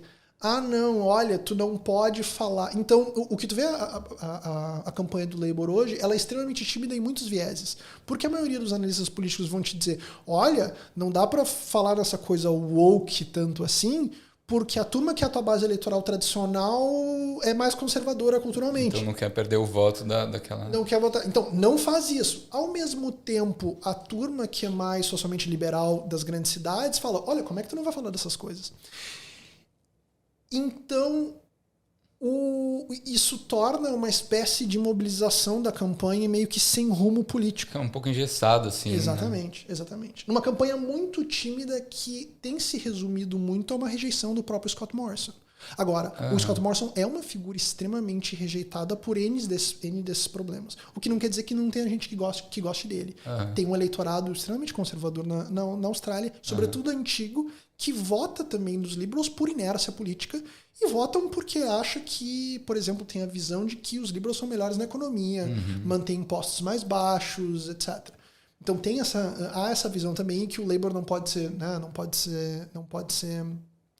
se confiar, can't be trusted, porque gasta demais, porque não sabe gerenciar a economia com o mesmo talento que os Liberals. Então tem essa visão. E infelizmente a imprensa australiana, mas isso é um assunto para outro momento, a imprensa australiana às vezes reproduz esses mesmos prejuízos, esses mesmos preconceitos, esses mesmos traços políticos. A gente teve um episódio que a gente gravou sobre racismo aqui, uns 3 episódios atrás, e foi muito bacana.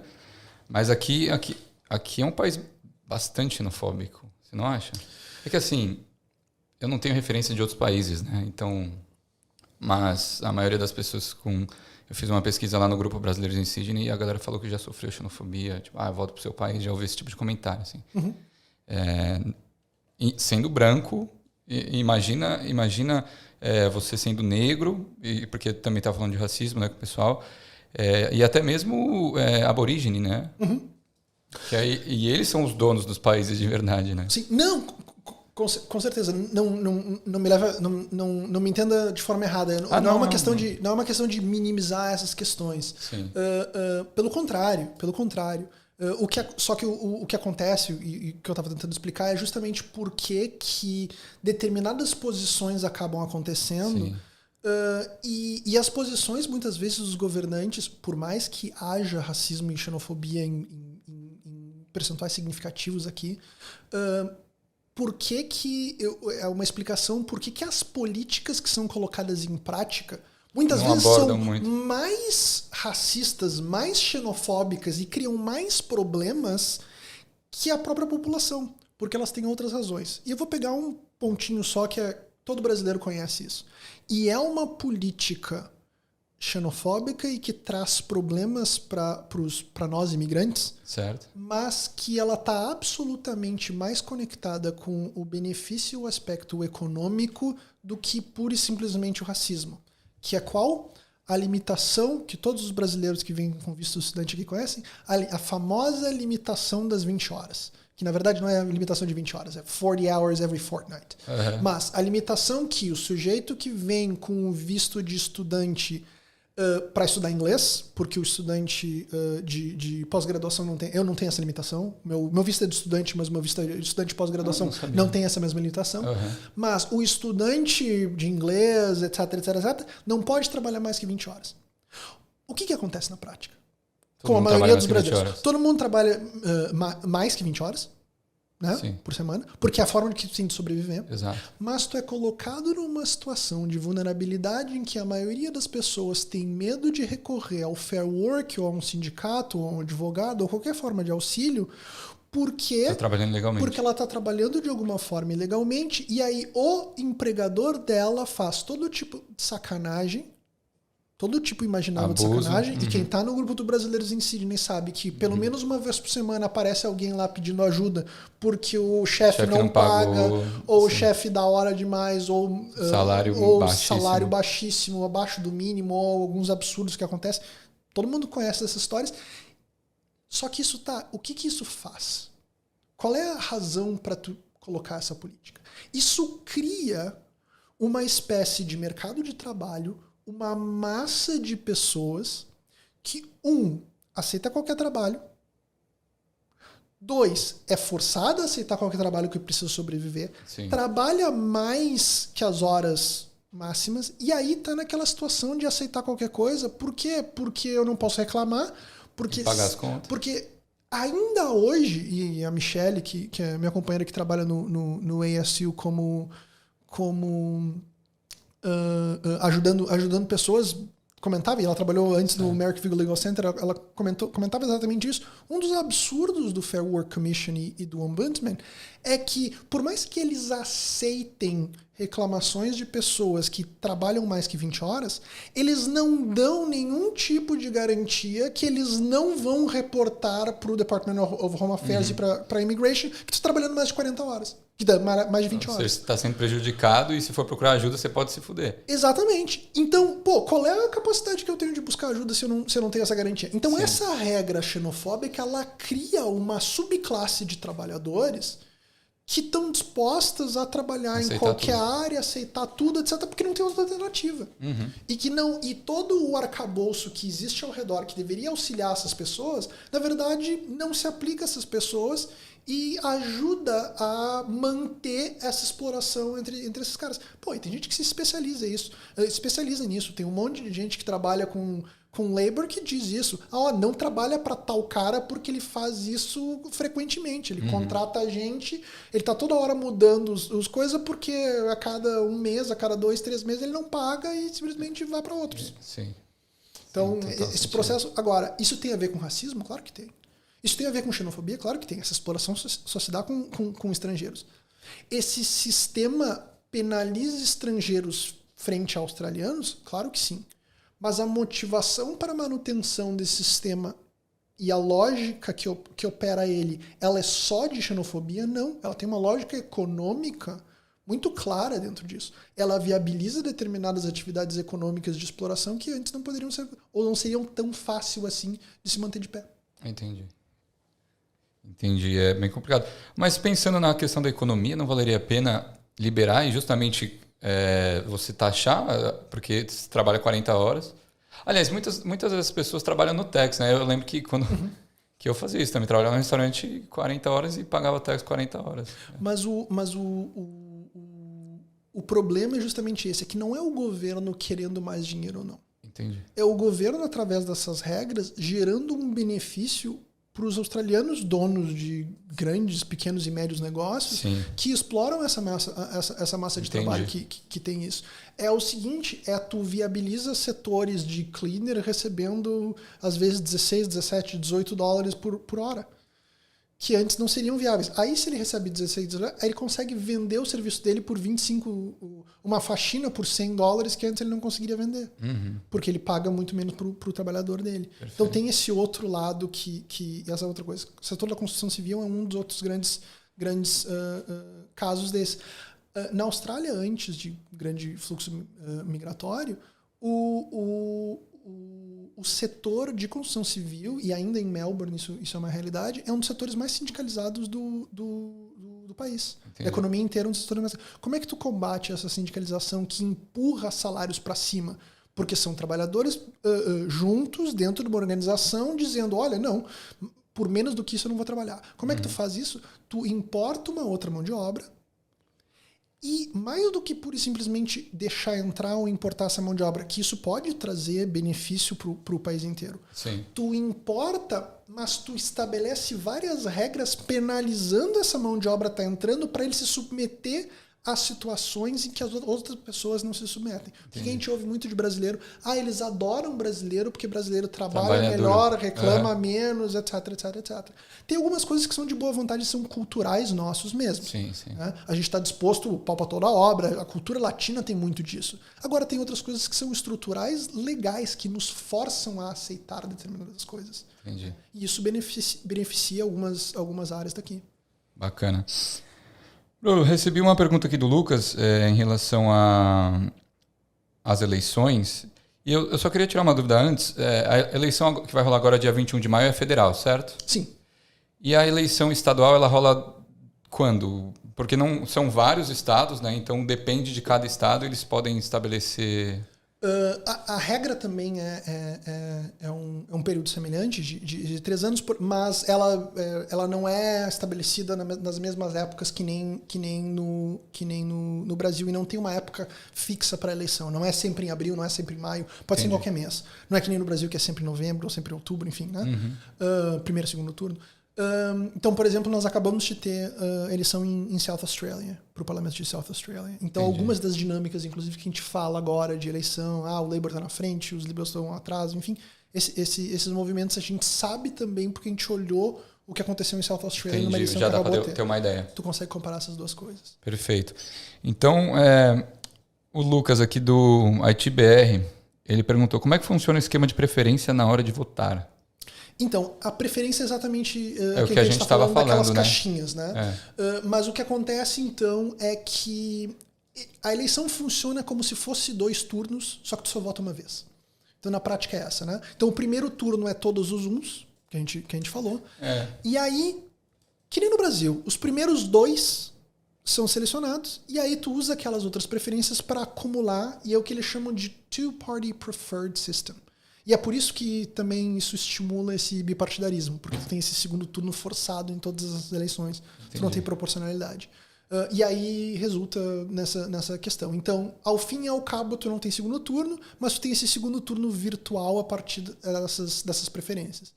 Isso deveria possibilitar, por exemplo, em alguns casos, é um argumento que alguns partidos menores ou candidaturas menores fazem, é o seguinte: olha, como tem o Two-Party Preferred, vota em mim por primeiro, porque depois tu pode votar no que tu quiser. Então, o Liberal, vota em mim, porque depois se tu quiser votar nos Liberals, no Independente, vota em mim, Independente, se tu quiser votar nos Liberals, depois tu pode botar 2. Ou vota em mim nos Greens, ou alguma candidatura independente mais de esquerda, porque depois, se tu quiser, tu pode botar no 2 ou 3, tu pode botar Labour também. Bacana. Cara, gostei muito da nossa conversa, aprendi muito. Obrigado por ter vindo. Você tem gostaria de falar mais alguma coisa? Não, acho que tá bem estabelecido. Tem eleição até o dia 21. O pessoal que está apto a votar e já se inscreveu, acho que já passou o prazo, inclusive. Mas não deixe de comparecer e depois... Tem que ser residente ou cidadão? Cidadãos podem votar. Compareçam ou acompanhem a eleição. Se quiserem me seguir no Twitter, o endereço vai estar acho que vai estar na descrição. Eu vou colocar na descrição, já está aqui já. E alguns comentários. E eu estou prestes acho que essa semana ou na semana seguinte, eu estou criando um Substack para começar a falar um pouco de política australiana e brasileira também, com base em algumas análises que eu faço do tráfico nas redes sociais, de algumas coisas que acontecem. Então, para seguir aí, siga o meu Twitter, que eu vou estar adicionando o link do Você gosta Substack, do Twitter? Coisas. Cara, eu deveria usar menos, mas é uma ferramenta de trabalho. Mas você comenta muito, assim, ou você usa mais para consumir conteúdo dos outros? Não, eu uso mais para consumir conteúdo. Eu comento alguma coisa, mas eu uso mais para consumir conteúdo, sim.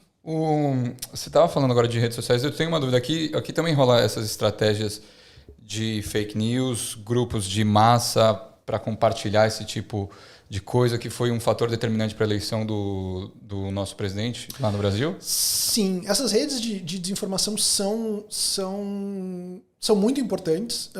Aqui eu vou te dizer que elas... E, de novo, eu tenho uma opinião ligeiramente diferente também, porque eu sou da área ligeiramente diferente da maioria, talvez. Aí eu acho que a gente tem, às vezes, a comodidade ser muito fácil de colocar tudo a culpa no WhatsApp, no caso do Brasil, tudo a culpa no Twitter ou no Facebook, e a gente muitas vezes não enxerga as mudanças que estão acontecendo, que são independentes disso.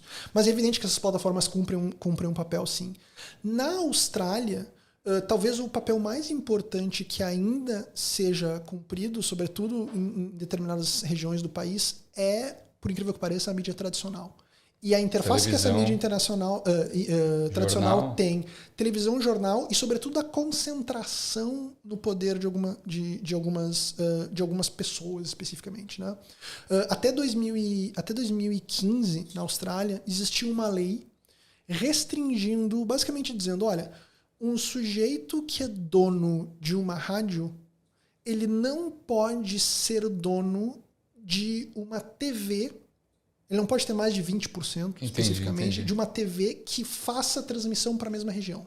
O sujeito que é dono de um jornal que publique coisa em Sydney, ele não pode ser dono de uma TV que faça a mesma coisa. Em 2015 essa lei foi abolida, o Malcolm Turnbull acabou com essa lei. Foi abolida? Exatamente. Então hoje, por exemplo, tu tem grandes conglomerados de comunicação, o maior deles é o conglomerado da News Corp, do Rupert Murdoch e família, o Lachlan Murdoch, que é o atual CEO. isso. Que controla hoje o Sky News, que controla o The Australian deles, que controla determinadas... É que uma Rede Globo.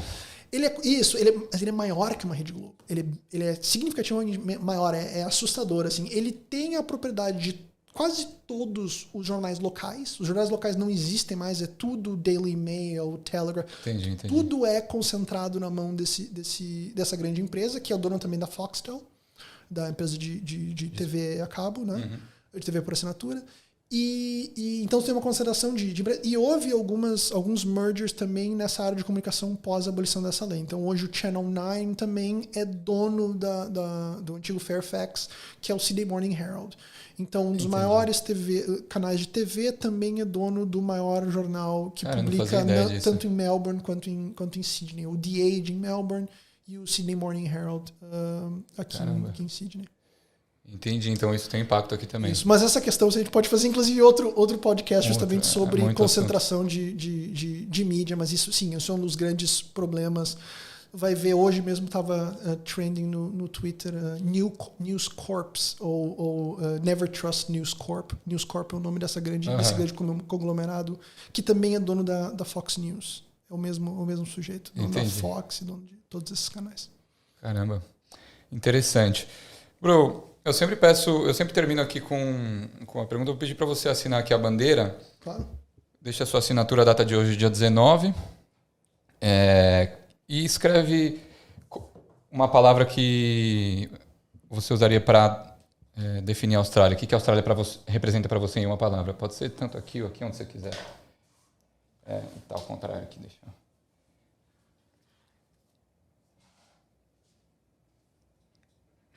E enquanto você vai assinando, gente, espero que vocês tenham gostado desse episódio. Agradecer o Alex de novo, foi muito bacana, aprendi muito. Um assunto que pode ser um pouco polêmico, mas a gente não foi polêmico hoje, mais sobre as diferenças e a estrutura em si, para trazer essa clareza para vocês. Pedir para vocês nos seguirem no Instagram. Agora a gente atualizou o Instagram, agora o Instagram é Equalizando, assim como o nome do podcast. Mas o grupo do Facebook continua sendo Brasileiros em Sydney 2022. Então entrem lá no grupo, vocês que estão aqui na Austrália, estão pensando em vir. Lá a gente se ajuda bastante. Então a ideia é criar essa comunidade cada vez mais forte e que se ajuda. O Ale, se vocês tiverem alguma dúvida, vocês podem entrar em contato com ele. Alexandre Brandão está no Facebook também, né? Mas aqui tem o Twitter dele, que é _FleckBrandau. Fechou? Qual a palavra que você escreveu? Justiça social. Aí. E por que você acha? Eu acho que, não querendo me alongar demais, mas eu acho que uma das principais coisas que a gente deve refletir como brasileiro vindo para cá, e é uma diferença fundamental, a gente começou aqui tentando comparar as coisas na Austrália e as coisas no Brasil. Uma das diferenças fundamentais que eu vejo aqui é a questão do nível de desigualdade que se pode detectar aqui. E eu acho que uma das tensões muito grandes quando a gente vem para cá, e a gente muda do Brasil, é ver como, de certa forma, algumas coisas são melhores aqui, mas também conseguir manter a visão crítica das coisas que estão acontecendo aqui. Não é porque é melhor determinadas coisas aqui que é uma maravilha, né? Mas uma das coisas fundamentalmente melhores aqui que a gente pode falar é o nível de desigualdade, sobretudo pela existência de um salário mínimo alto. É um salário mínimo que te dá um mínimo de dignidade para trabalhar. E as diferenças, tanto no privado quanto no poder público, em relação a essas diferenças. Então eu pego isso muito pela minha área e vejo muitos colegas meus da área do direito. Um juiz que tu podes virar juiz no Brasil depois de passar por um concurso público, depois de 3 anos só de prática de advocacia. Então, tecnicamente, tu pode ter, 28 anos, por exemplo. E ser juiz. Né? Tu fez faculdade, advogou durante 3 anos, passou no concurso público, tu virou juiz. Um juiz no Brasil ganha de salário inicial, e esse é o dado que eu gostaria de dizer, 20 vezes o salário mínimo. Tá. 20 vezes o salário mínimo. 22, 23 mil reais é o salário inicial de um juiz. Tá. Aqui, um juiz que para virar juiz tem que ter uma carreira muito mais longa que no Brasil, um salário no juiz é um valor absurdo aqui. É um valor absurdo. É altíssimo. O salário inicial de um juiz aqui é $450 mil ou por volta de $500 mil por ano. Caraca. É altíssimo, né? Demais. É muito menos que 20 vezes o salário mínimo. Entendi. É muito menos que o O salário, salário mínimo aqui é o muito salário maior. do primeiro-ministro aqui é muito menos, se nós medirmos pelo salário mínimo, que é o topo do salário aqui, é certo. muito menor que o salário do presidente ou de ministro no Brasil, se a gente medir por salário mínimo de cada país. Sim, fazer essa comparação. E isso faz uma enorme diferença quando a gente fala em acesso à cidade, em acesso aos serviços públicos, a capacidade da gente viver dentro de uma sociedade que não tem uma diferença tão grande e que o próprio Estado não é esse grande reprodutor de desigualdades. Não querendo ignorar todos os problemas que estão aqui, mas se eu tivesse que comparar uma coisa só para mostrar um contraste brutal entre a sociedade australiana e a sociedade brasileira, eu escolheria isso. É a miserabilidade que é o nosso salário mínimo, que quem morou no Brasil, e mesmo eu tendo bastante tempo afastado do Brasil, a gente sabe disso, frente ao que se torna normal, sobretudo a partir das classes médias altas no Brasil, a ter um salário e ter um padrão de consumo que é absolutamente desconectado da realidade normal. E se tu medir isso via número de vezes do salário mínimo e comparar com aqui, tu vai notar isso. Então, por isso, porque para mim essa a diferença. Legal. Ale, muito obrigado, cara. Demais esse episódio. Gente, espero que vocês tenham gostado. Até a próxima. Tchau, tchau.